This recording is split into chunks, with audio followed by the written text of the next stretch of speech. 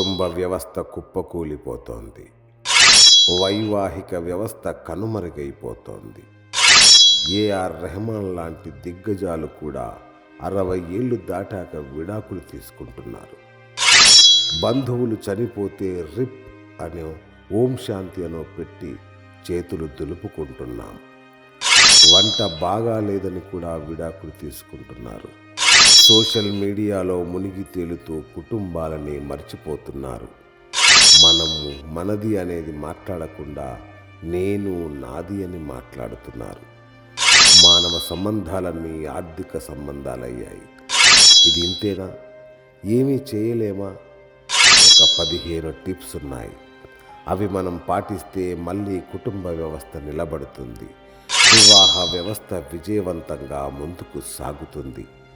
CBT counsellor Roja Vadlamudi గారి అద్భుతమైన interview ఇది.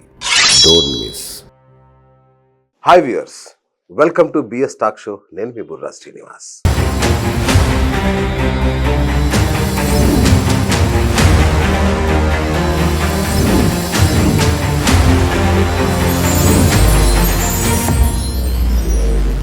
సమాజ నిర్మాణంలో కుటుంబ వ్యవస్థ ఎంత పెద్ద పాత్రో మనందరికీ తెలుసు. తాజాగా ఆ కుటుంబ వ్యవస్థ కుప్పకూలిపోతున్న పరిస్థితి స్పష్టంగా కనబడుతోంది. తాజాగా మనం చూస్తున్నాం, ఒక ఏఆర్ రెహమాన్ కావచ్చు, మళ్ళీ ఇప్పుడే ఒబామా దంపతులు విడిపోతున్నారనే మాట వింటున్నాం. మొన్న గరికపాటి వారి వివాదం చూసాం. అటు మంచు మోహన్ బాబు, క్రమశిక్షణకు మారుపేరు లాంటి మంచు మోహన్ బాబు ఇంట్లో అన్నదమ్ముల మధ్య గొడవలు చూసాం. వాట్ నాట్, పొద్దున్న లేస్తే కుటుంబాలు విడిపోవడం, విచ్ఛిన్నం అవ్వడం, లేదంటే కొట్లాడుకోవడం, ఆస్తి కోసం చచ్చిపోవడం, తన్నుకోవడం, ఇవి తప్ప ఇంకేం వినబడట్లా. మరి అసలు గరికపాటి వారి ఇంట్లో జరిగిందైతే, ఎందుకంటే ఆయన ఒక పెద్ద గురువు, ఆయన సమాజానికి ఆయన చెప్పిన బోధనలు ఎంత ప్రభావితం చేశాయో, ఆయన ఇంట్లోంచి అంత పెద్ద అసంతృప్తి ఒక బాంబులాగా పేలడం అనేది ఒక్కసారి సమాజాన్ని షాక్ గురి చేసిన పరిస్థితి. మరి అసలు ఎందుకు ఇలా జరుగుతుంది? కుటుంబ వ్యవస్థలో ఈ అసంతృప్తులు, ఈ అసహనం భార్యాభర్తల మధ్య ఎందుకు ఇంతగా వస్తుంది? ఈ విషయాలు మనం తెలుసుకోవాలి, మనల్ని మనం సరిదిద్దుకోవాలి. ఈ నేపథ్యంలో చాలా senior most counsellor, CBT counsellor Roja Vadlamudi garu ఇవాళ మనతో ఉన్నారు స్టూడియోలో. సో వారిని అడిగి మనం చాలా విషయాలు, సందేహాలకి నివృత్తి చేసుకుందాం. మేడం నమస్తే అండి. నమస్తే అండి. ఎలా ఉన్నారు మేడం? వెరీ ఫైన్ అండి. Yeah, great. గతంలో మనం చేసిన ఎపిసోడ్కి మంచి అప్లాజ్ వచ్చింది. జనం కూడా చాలా చాలా, అంటే మీరు చెప్పిన విషయాలు జనాలకు బాగా ఎక్కాయి. సో మరొక్కసారి, అంటే మేడం తాజాగా చూసాం కదా, ముఖ్యంగా గరికపాటి నరసింహారావు గారి, ఆయన ఒక జగద్గురువు లాంటి వ్యక్తి. ఆయన మన తెలుగు సమాజానికి. ఆయన ఇంట్లో ఇప్పుడు కాదండి, ఎప్పుడు 20-25 ఏళ్ల క్రితం, 30 ఏళ్ల క్రితం ఇంత పెద్ద అసంతృప్తి అనేది ఎట్లా మేడం? నాకు అర్థం కాలేదు. మేబీ ఇక్కడ ఒక పర్స్పెక్టివ్ చూస్తే అండి, ఆయన అంత గ్రో అవ్వడానికి ఆయన దెబ్బలే ఆయన కారణం అయి ఉండొచ్చు కదా, first of all. So definitely ఒక మనిషి, ఇప్పుడు బుద్ధుడైనా సరే చెట్టు కిందకి వెళ్ళిన తర్వాత జ్ఞానం వచ్చింది అంటారు. దానికి ముందు ఆయనకు ఒక ప్రీవియస్ లైఫ్ ఉండుండొచ్చు కదా. ఆ ప్రీవియస్ లైఫ్ లో నేర్చుకున్నవో ఎక్కడో ఒక పాయింట్ టచ్ అవుతుంది. ఇప్పుడు మీరు పిల్లల్లో కూడా చూస్తే సింపుల్ గా చాలా యావరేజ్ గా చదువుతున్న వాళ్ళు సడన్ గా ఎక్కడో టర్న్ అయిపోతారు. 7th లోనో 8th లోనో పేరెంట్స్ కి ఒక్కొక్క స్టోరీ ఉంటుందన్నమాట. అలా సడన్ గా టర్న్ అయ్యారంటే ఎక్కడో ఏదో పాయింట్ వాళ్ళకి టచ్ అయింది. అట్లా ప్రతి ఒక్కళ్ళ లైఫ్ లో మనం before that incident, after that incident అంటాం. ఇప్పుడు మనం లాస్ట్ టైం అనుకున్నట్టు సమంత మీద చాలా రీల్స్ వచ్చాయి, బిఫోర్ డివోర్స్, ఆఫ్టర్ డివోర్స్ అనేసి. వీళ్ళే మ్యూజిక్ వేసేసి చాలా బబ్లీగా జోవెల్ గా ఉన్న పర్సన్, మరి ఆ ఇన్సిడెంట్ ఆవిడ్ని మార్చింది కదా.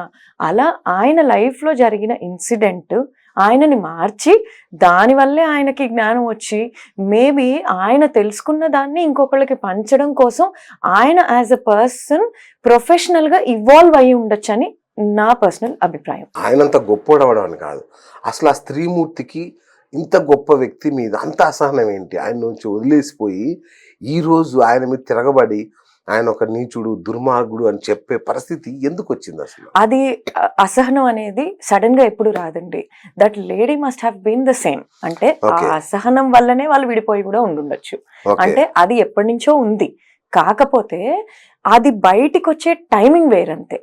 అంటే మనకి ఎప్పటి నుంచో చిన్నప్పటి నుంచి మనం వింటున్న ఒక సామెత ఏంటంటే పండ్లున్న చెట్టుకే రాళ్ళు వస్తాయి.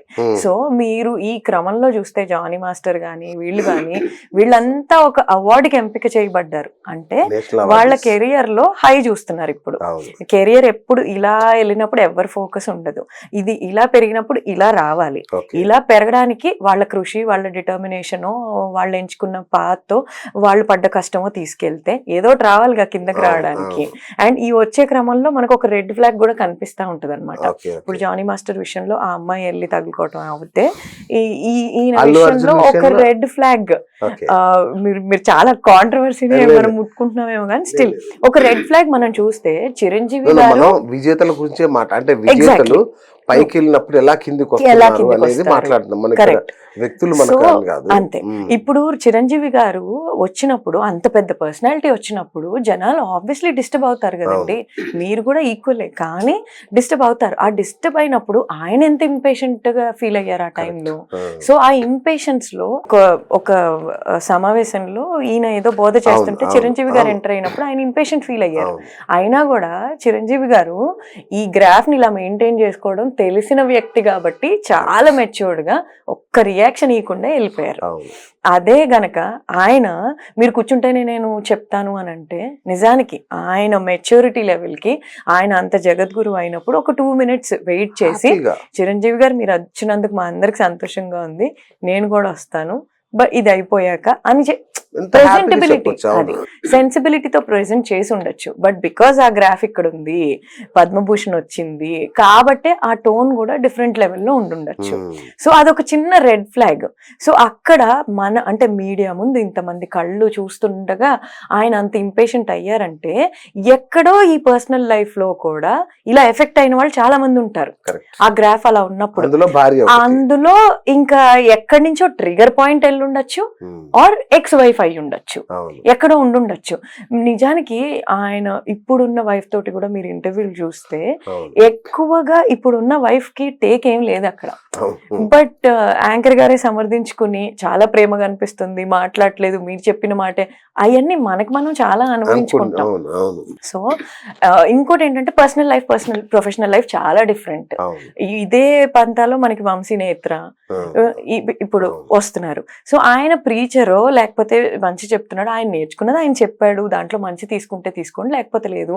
బట్ పర్సనలీ వాళ్ళిద్దరూ ఒక 2 individuals. అవి వర్కౌట్ అయిందా అవ్వలేదా, వాళ్ళిద్దరు విడిపోయారు అనేది డిఫరెంట్ థింగ్.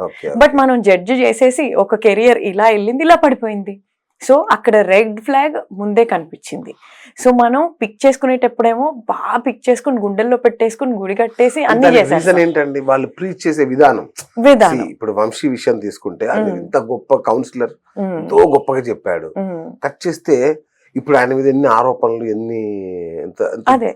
సో అది డీల్ చెయ్యగలగడం కూడా, అంటే ఫెయిల్యూర్ ఎవరైనా డీల్ చేస్తారండి, చెయ్యక తప్పదు. మనకేమన్నా చాయిస్ ఉందా?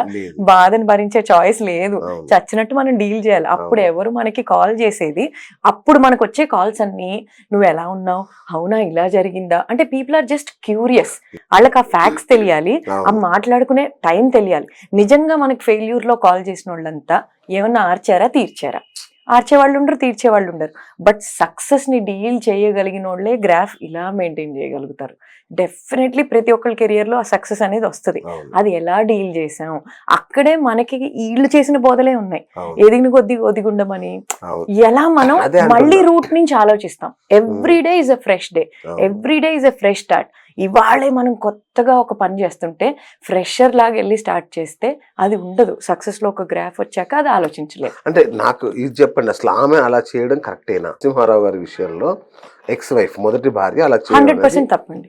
100%. ఇప్పుడు ఒకళ్ళ సైడ్ తీసుకోవాలంటే 100% తప్పు. ఎందుకంటే అది జరిగి 20 ఏళ్ళు అవుతుంది, అండ్ ఆ లైఫ్ లో 20 ఏళ్ళు జీవించారు. 1 year కాదు, 2 years కాదు, 3 years కాదు. అంటే అక్కడ ఉన్న చాయిస్ లో you made a clear choice. వాళ్ళిద్దరిలో you made a clear choice, he was good అని. అక్కడ ఒక అది స్టేజ్ అనుకోండి, మెంటల్ గా అనుకోండి, మీకు సెట్ అయింది అనుకోండి, సింక్ అయింది అనుకోండి, యూ మేడ్ అ చాయిస్. ఎవరు చిన్నపిల్లలు కాదండి, ఒక డెసిజన్ తీసుకున్నాం, ఆ డెసిజన్ నాది అని చెప్పలేరా మీరు? ఇప్పటికీ చెప్పలేకపోవడం అంటే మీరు ఇప్పటికీ కూడా ఇంకా ఎదగాలని అర్థం. ఎందుకంటే ఆ డెసిషన్ తీసుకుని ఆయనతో ఉండాలి అనుకున్నది you are also part of it. You took an active decision కదా. ఆ డెసిషన్ తీసుకుని మీరు ఉన్నారు, 20 ఏళ్ళు ఉన్నారు, పిల్లలు తీసుకున్నారు. లేకపోతే అప్పుడే చెప్పేయాలి. ఎందుకంటే ఎవరు బలవంతం ఒక్కరోజు చేస్తారు, 2 రోజులు చేస్తారు. అంటే ఆ 20 ఏళ్లలో అదొక జర్నీ, చాలా పెద్ద జర్నీ. ఆ జర్నీలో మీకు హ్యాపీనెస్లు ఉన్నాయి, బాధలు ఉన్నాయి, కోపాలు ఉన్నాయి, కొట్లాట్లు ఉన్నాయి. తర్వాత also you made a choice.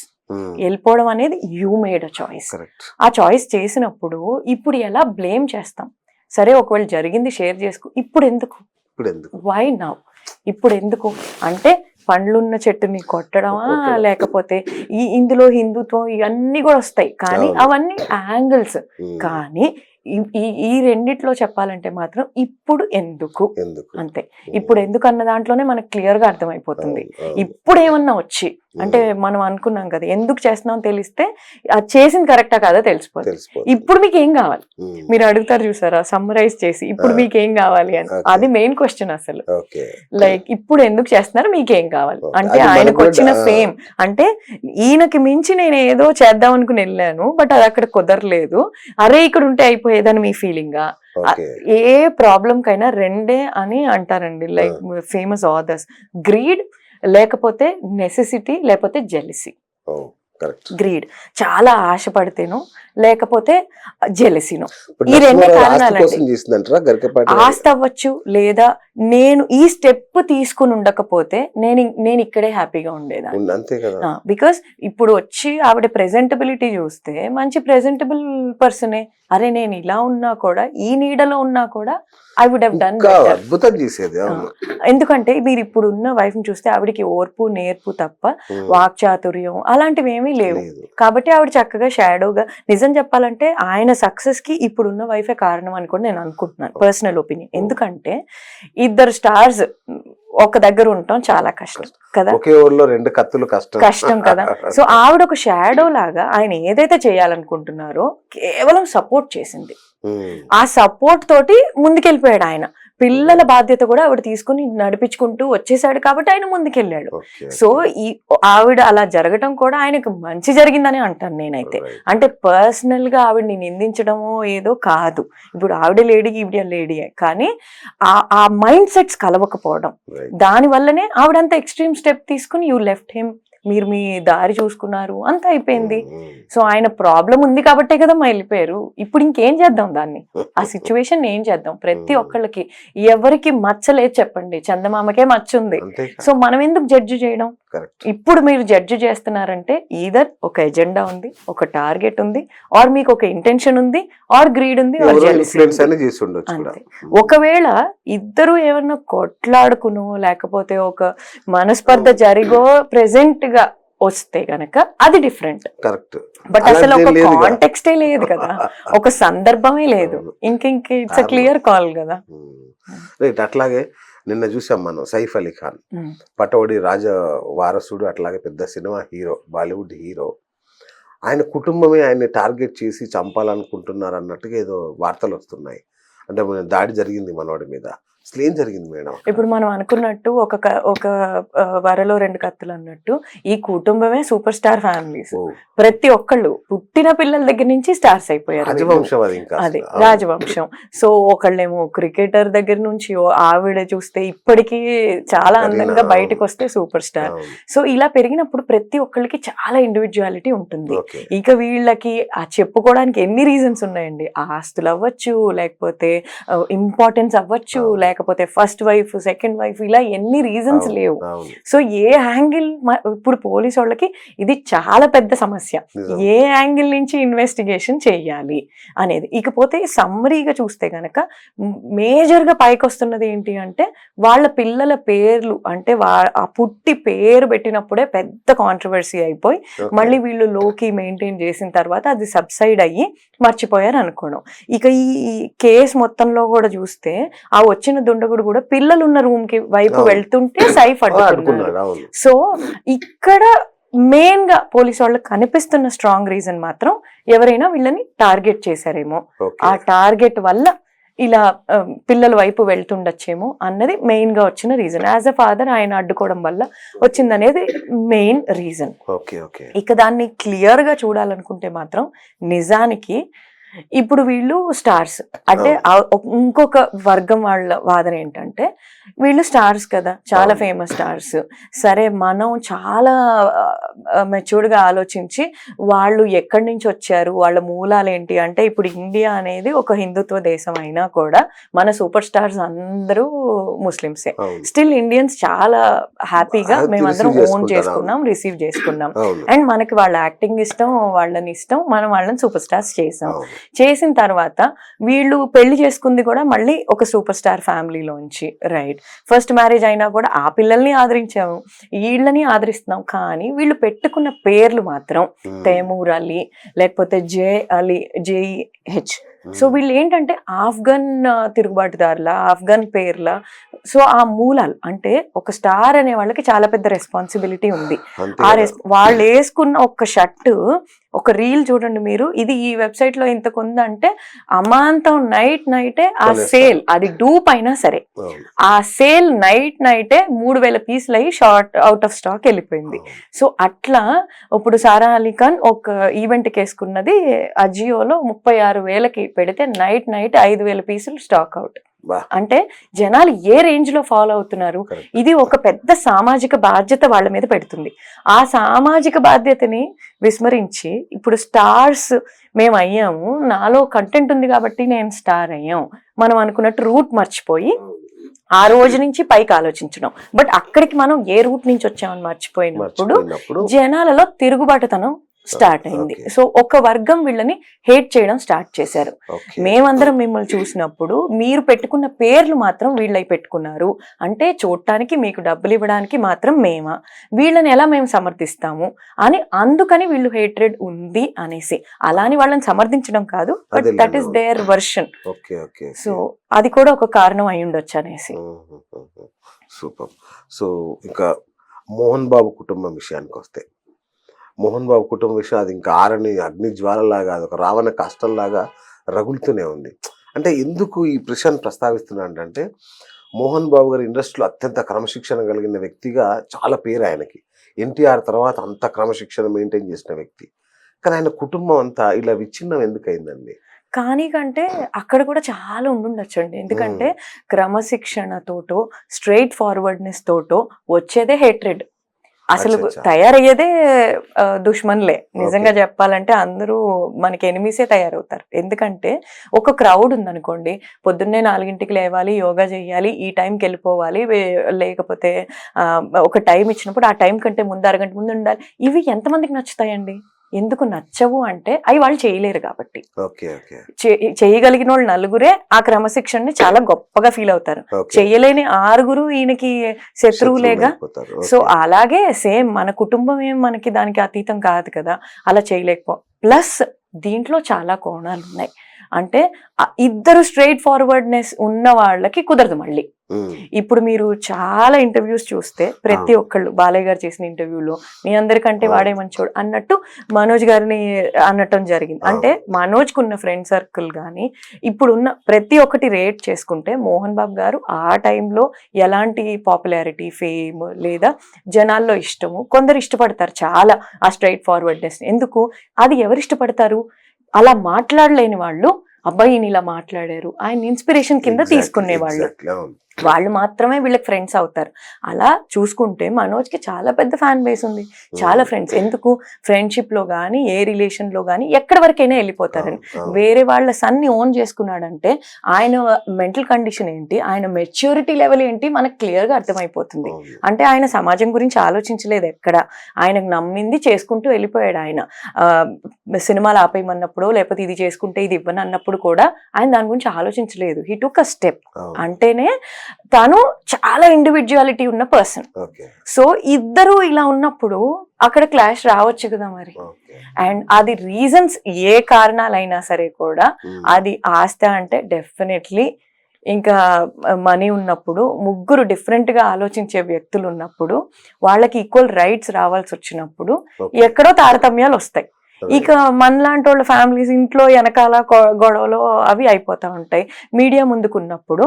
ఇప్పుడు ఈ మోహన్ బాబు గారికి మీడియాలో ఈ 4 ఫ్యాన్స్ ఎలా ఉన్నారో 6 ఎనిమీస్ ఉండుండొచ్చు ఈవెన్ పబ్లిక్ లో కూడా అండి. అండ్ ఈ ఫ్యామిలీ ఎప్పుడు కూడా కంప్లీట్ ఎక్స్ట్రీమ్ లో ఉంది. ఈధర్ మంచి అయినా కంప్లీట్ ఎక్స్ట్రీమే, చెడైనా లేకపోతే ఏది ఉన్నది చెప్పకుండా బద్దలు కొట్టడం అయినా కంప్లీట్ ఎక్స్ట్రీమ్. సో ఎక్స్ట్రీమ్ ఉన్నాయన్నీ ఎక్స్ట్రీమ్ గా పోర్ట్రే అయిపోతాయి. ట్రోలింగ్ అలాగే అవుతుంది, ఫ్యాన్ బేస్ అలాగే ఉంటది. ఇప్పుడు విష్ణు మీద జరిగిన ట్రోలింగ్స్ ప్రపంచంలో బహుశా ఎవరి మీద జరిగి ఉండవు. సో వాళ్ళు తీసుకుని దాన్ని ముందుకెళ్ళటం కూడా చాలా కష్టం నిజానికి. ఇప్పుడు వాళ్ళకి అయిన ఇన్సల్ట్ కంటే వాళ్ళు కోపపడడం చాలా కష్టం. వాళ్ళు కోపవ్వాలనుకున్నా రేపొద్దున ఈ రీల్స్ ట్రోలింగ్ అయినప్పుడు అవ్వలేరు, చాలా కష్టం అయిపోతుంది. బికాస్ అయిపోద్ది. అండ్ స్పెషలీ కుటుంబం మీరు అన్నట్టు ఆ క్రమశిక్షణ పిల్లల వరకు ఉన్నప్పుడు అది వేరండి. స్పౌసెస్ ఎంటర్ అయిన తర్వాత అందరికి ఈ ముగ్గురికి డిఫరెంట్. సో వీళ్ళకొక ఐడియాలజీ, వాళ్ళకొక ఐడియాలజీ, వీళ్ళ థింకింగ్ వాళ్ళ థింకింగ్, మళ్ళీ వీళ్ళ నీడ్స్ వాళ్ళ నీడ్స్, వీళ్ళు చెప్పే దాన్ని బట్టి వీళ్ళు ఇన్ఫ్లుయెన్స్ అయ్యి ఎంత మట్టుకని పాలిష్డ్ గా ప్రెజెంట్ అవుతారు. ఇక్కడ ఈయనకి ఈ స్టేజ్ కి వచ్చిన తర్వాత అంటే లైక్ మేబీ సీనియర్ సిటిజన్ అందామా, సో ఆ స్టేజ్ కి వచ్చినప్పుడు ఆయనకు కూడా మనం కూడా లాజిక్ వదిలేసుకొని ఆలోచిస్తాం సెల్ఫిష్ గా. నాతోటి ఎక్కువసేపు ఎవరు స్పెండ్ చేస్తున్నారు, వాళ్ళు చెప్పిందే కరెక్ట్ అను, లేకపోతే వాళ్ళు చెప్పినట్టు నడుచుకుంటే నాకు సపోర్ట్ ఉంటారనో కూడా ఆయన ఒకరికి ఎక్కువ సపోర్ట్ చేయటం. ఇప్పుడు ఎంత ప్రేమ ఉన్నా ఇండివిజువాలిటీస్ మనం వ్యక్తపరిచే విధానం వేరుంటుందండి. తల్లిదండ్రులు చూసుకోవాలి. కొందరికి మీరు చూస్తే ఎవ్రీడే ఇంటికి వెళ్ళంగానే పేరెంట్స్ కాల్ చేస్తారు, కొందరు చెయ్యరు. కానీ వాళ్ళకి ఏం కావాలో నీడ్స్ అన్ని తీరుస్తారు.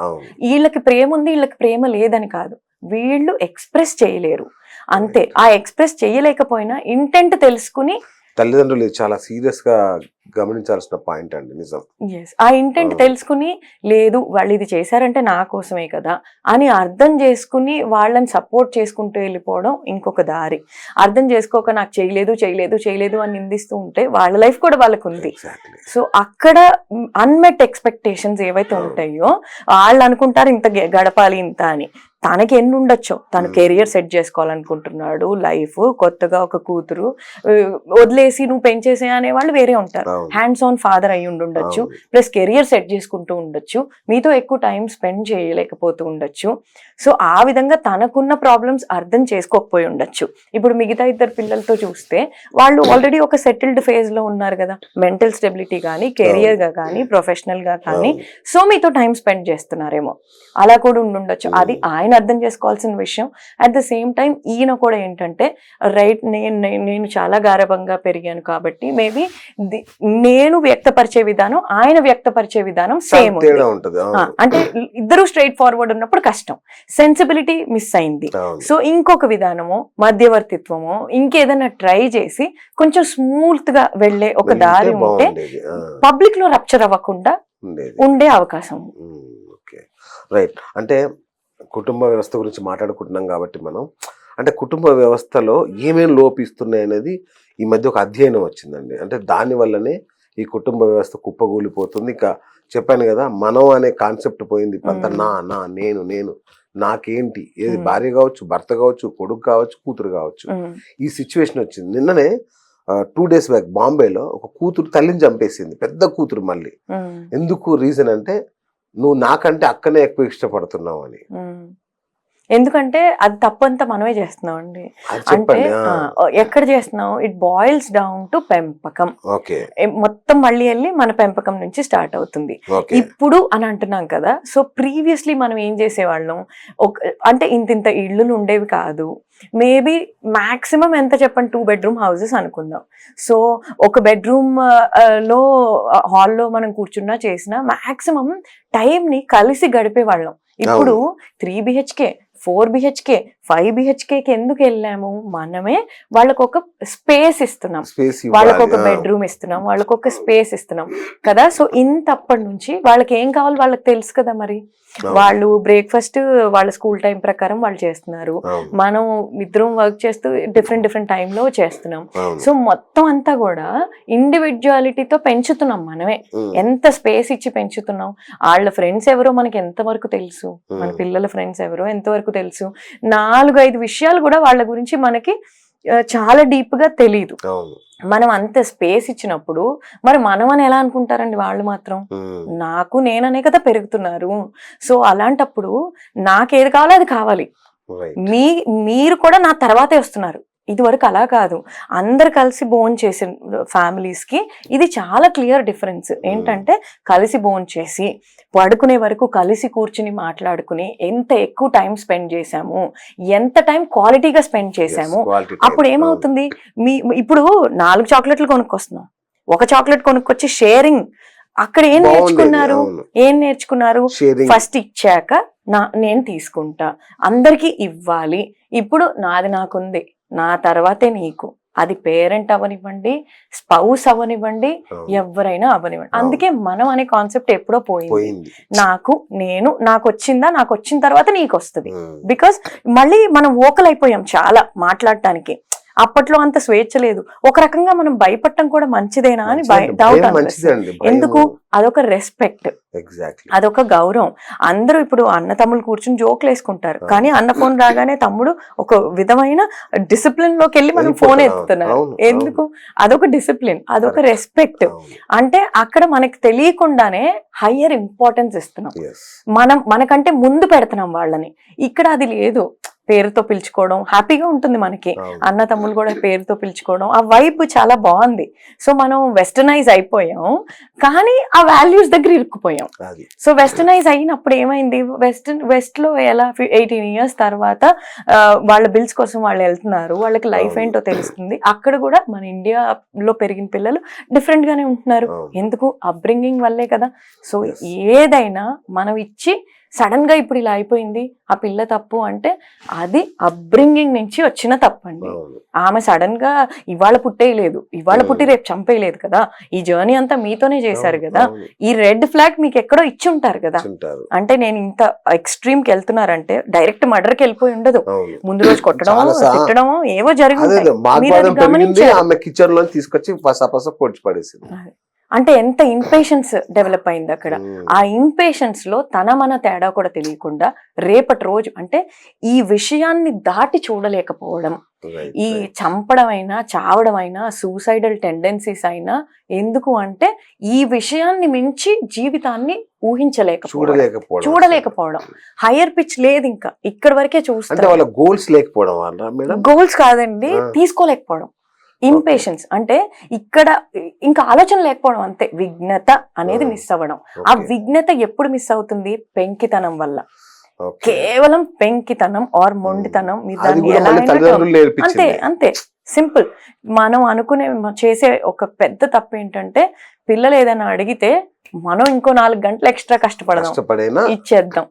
ఎందుకు ఇచ్చేయాలి అంటే మనం హీరో ఇమేజ్ పోగొట్టుకోకూడదు, మనం ఒక అన్ని సాధించిన ఇమేజ్ పోగొట్టుకోకూడదు అని మనం వీలైనంత కష్టపడిన దానికంటే మించి. చాలా స్కూల్స్ ఇంటర్నేషనల్ స్కూల్స్ అంటారండి, ఎన్నిటికీ ఇంటర్నేషనల్ స్టాండర్డ్స్ ఉన్నాయి. ఎందుకు వేస్తున్నాం? పక్కోళ్ళు వేసారు, మనం వెయ్యాలి. ఆ పిల్లలు వెళ్ళింది నా పిల్లలకి కుదరకపోతే నేను తక్కువ అయిపోతాను నా పిల్లల దృష్టిలో అని వేస్తున్నాం. కానీ నిజానికి మీరు ఆ ఫీజు కట్టండి, కానీ ఆ స్కూల్కి ఆ స్టాండర్డ్ ఉందా చెక్ చేశారా? చెక్ చేసిన తర్వాత ఇవ్వండి. అప్పుడు నిజంగా మీరు పెడుతున్న మనీకి వాల్యూ ఉందా? అది గనక మీరు ఓపెన్ గా ఆ పిల్లోడితో కూర్చోబెట్టి మాట్లాడితే, ఇక్కడ కూడా పేరెంట్స్ ఏంటంటే ఇవ్వననడం గోల్ కాదు మనకి. ఎందుకు ఇవ్వట్లేదో ఎక్స్ప్లెయిన్ చేయడం షుడ్ బి ద మోటివ్. నేను ఇవ్వను అంటే మనం ఇప్పుడు బ్లైండ్ గా ఒకటి పెట్టేసుకుని వీళ్ళు అడిగిందల్లా ఇవ్వకూడదు, ఒకటి ఇద్దాం ఒకటి ఇవ్వకూడదు, అది ఫూలిష్నెస్.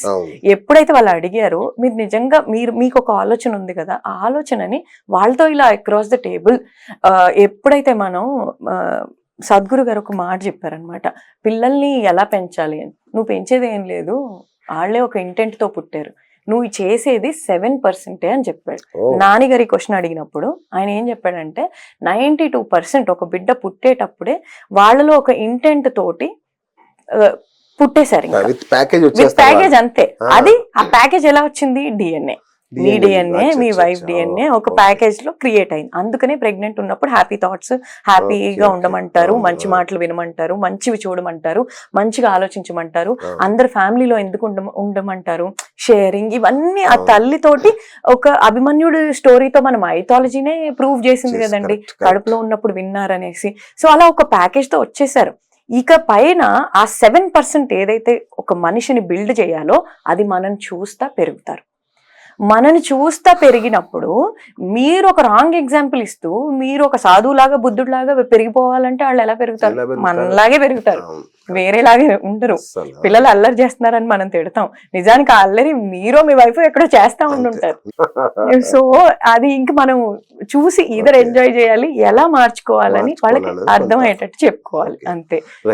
నా దగ్గర కొన్ని పాయింట్స్ ఉన్నాయండి. అంటే ఒక అధ్యయనం, ఇంటర్నేషనల్ అధ్యయనంలో కుటుంబ వ్యవస్థ కుప్పకూలిపోవడానికి అవుతున్న కారణాలు అనేది కొన్ని ఇచ్చారు. సో అవి కొంచెం మీతో డిస్కస్ చేస్తానండి. మొదటి పాయింట్, కుటుంబ వ్యవస్థ కూలిపోవడానికి అతి తెలివి, గర్వం, డబ్బులు ఉన్నాయనే అహంకారం వల్లనే కుటుంబాలు విచ్ఛిన్నం అవుతాయి. ఎట్లా అండి? సో ఎగ్జాక్ట్లీ, గర్వం అనేది ఎప్పుడు వస్తుంది? ఏదో సాధించామన్న ఒక ఫీలింగ్, ఆ సాధించామన్న ఫీలింగ్ కి మనం చాలా రూట్స్ మర్చిపోయి పైకి వెళ్ళిపోవడం. సాధించే వరకు చాలా కష్టపడతారండి, కానీ వీళ్ళలో ఒకటి ఏంటంటే చాలా కంటెంట్ ఉంటుంది, చాలా డిటర్మినేషన్ ఉంటుంది, క్లారిటీ ఆఫ్ థాట్ ఉంటుంది. దాంతో ఒక గోల్ పెట్టుకుంటారు, చక్కగా సాధిస్తారు. ఆ సాధించే వరకు వెళ్తారా, ఆ క్రమంలో అవతలి వాళ్ళని పట్టించుకుంటూ కూడా వెళ్ళాలి. ఇప్పుడు రితిక్ రోషన్, సుజైన్ ఖాన్ ని చూద్దాం. అల్టిమేట్ సక్సెస్ అండి నిజానికైతే. ఫస్ట్ ఫిల్మ్ అనుకోండి, ఆయన గోల్, మీరు ఏదైనా ఒక గోల్ ఇవ్వండి, Hrithik is known for his determination. మీరు ఒక గోల్ ఇచ్చి, ఇండియాలోనే వన్ ఆఫ్ ద బెస్ట్. ఎందుకు వాళ్ళ ఫాదర్ ఎవరికి తెలియదు, రితిక్ వల్ల తెలిసారు. అంటే ఆ మనిషిలో ఆ కంటెంట్ ఉంది, ఆయన కష్టపడతాడు. మీరు ఒక గోల్ ఇవ్వండి, ఒక మ్యాథ్స్ టీచర్ రోల్ చేయాలి అంటే ఆయన 30 days 40 days అది నేర్చుకుని ఆ రోల్లోకి వెళ్ళాలంటే నేను ఎలాంటి డైట్ తీసుకోవాలి, పిచ్చిగా ఎలా కనపడాలి, అదొక దీక్షలా చేసి ఆ రోల్ చేశాడు. అంటే ఆయనకు అంత డిటర్మినేషన్ ఉంది. అయితే ఆ డిటర్మినేషన్ క్రమంలో తన ఫోకస్ పెట్టుకున్నప్పుడు తనకి సపోర్ట్ చేసే వైఫ్, తనకి పుట్టిన పిల్లలు, తనని అక్కడికి తీసుకొచ్చిన పేరెంట్స్ ని, వీళ్ళు ఏంటంటే మనోళ్లే కదా, అర్థం చేసుకుంటారు, కరెంట్ ఫోకస్ ఇది అని ముందుకు వెళ్ళిపోయేటప్పుడు ఈ బ్యాలెన్స్ ఆఫ్ ఈక్వేషన్స్ ఉండనప్పుడు అది కష్టం అవుతుందండి. అది ఒక్కొక్కసారి గర్వంలా ఆపాదించబడుతుంది, ఒక్కోసారి గర్వంలా ఎక్కేస్తుంది. ఎందుకు? అది క్లియర్ చేయకుండా, వీళ్ళని పట్టించుకోకుండా వీళ్ళు ముందుకెళ్ళేటప్పుడు ఈ వైఫ్ కి సేమ్ అలాగే లవ్ చేస్తుంది, తను ముందెలా లవ్ చేస్తుందో ఇప్పుడు అలాగే లవ్ చేస్తుంది. కానీ ఈయన ఫోకస్ దొరకట్లేదు, ఈయన టైం దొరకట్లేదు. అది వచ్చి అడిగినప్పుడు, నీతో కూర్చోనా, నా మీద చాలా పెద్ద బాధ్యత ఉంది, నా మీద అంత పెద్ద రోల్ ఉంది, world is looking at me, so నేను ఇది చెయ్యాలి, అది గర్వంలా ఆపాదించబడింది అన్నది ఈ సిచ్యువేషన్. లేదు, గర్వం ఎక్కేసింది అనేది ఈవెన్ తర్వాత చూడొచ్చు, ఫస్ట్ నేను రోల్ చూడాలనుకోవడం అది నిజమైన గర్వం. సో ఈ రెండు కలగలిపి ఒక మైండ్ సెట్ లో పనిచేస్తాయండి. నేను ఇంత అయ్యాను, నువ్వు అర్థం చేసుకోకపోవడం నీ ఫూలిష్నెస్, నా ప్రయారిటీ ఇది లేదు. రెండు బ్యాలెన్స్ చేసుకుంటూ ఎప్పుడైతే నువ్వు చాలా ఇంపార్టెంట్, సరే ఒక పని చేద్దాం, ఇది నీకు హర్ట్ అయింది కాబట్టి నీతోటి మనం ఒక 1 hour, బట్ ఈ 5 hours నన్ను డిస్టర్బ్ చేయొద్దు, అలా అక్రాస్ ద టేబుల్ కూర్చొని మాట్లాడుకుని బ్యాలెన్స్ చేసినప్పుడు ఆ గర్వం అనేది మన రిలేషన్షిప్స్ ని టేక్ ఓవర్ చెయ్యదు.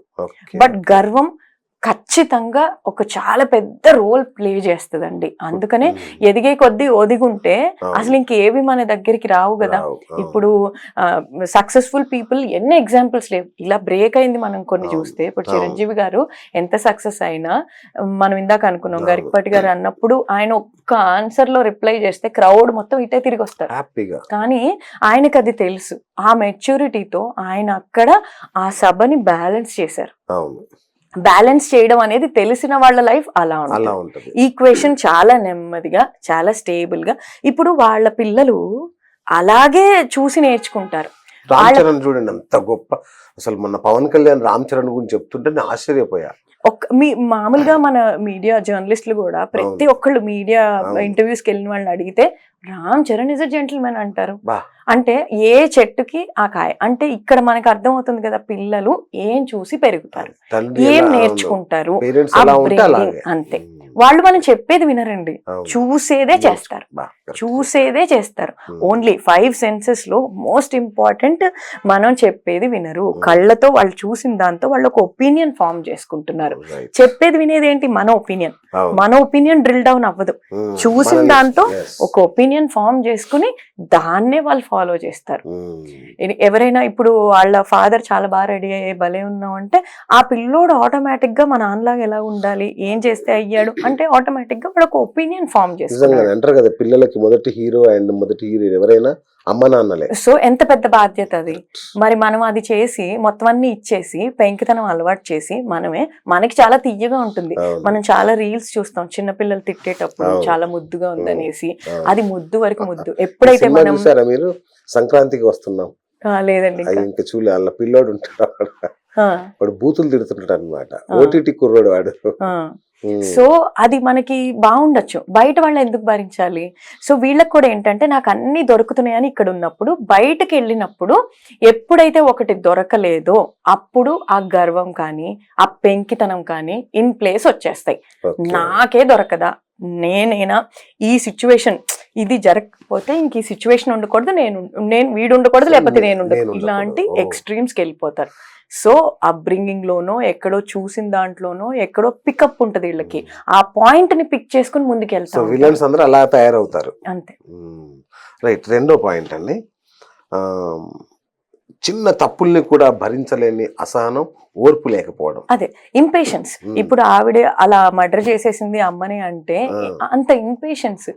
ఏం చేసేది ఉంది, దానికి చాలా కారణాలు ఉండొచ్చు, చాలా రెడ్ ఫ్లాగ్స్ మనకు కనిపిస్తాయి. ఒక మనిషిలో ఇంపేషెంట్గా ఉన్నారంటే వాటర్ తెచ్చియడము, లేకపోతే బీపీ, ఒక ఏజ్ దాటిన తర్వాత బీపీ చెకప్ ఎందుకంటారు, మనకి పర్సనల్ గా హెల్త్ వల్ల కొన్ని జరగచ్చు, లేదా మనం అప్బ్రింగింగ్ వల్ల కొన్ని జరగచ్చు. బట్ ఆ ఇంపేషెన్స్ అనేది ఇది వరకు టాలరేట్ చేసేవాళ్ళు, ఇప్పుడు టాలరెన్స్ లెవెల్స్ దాటిపోయింది. ఎందుకు?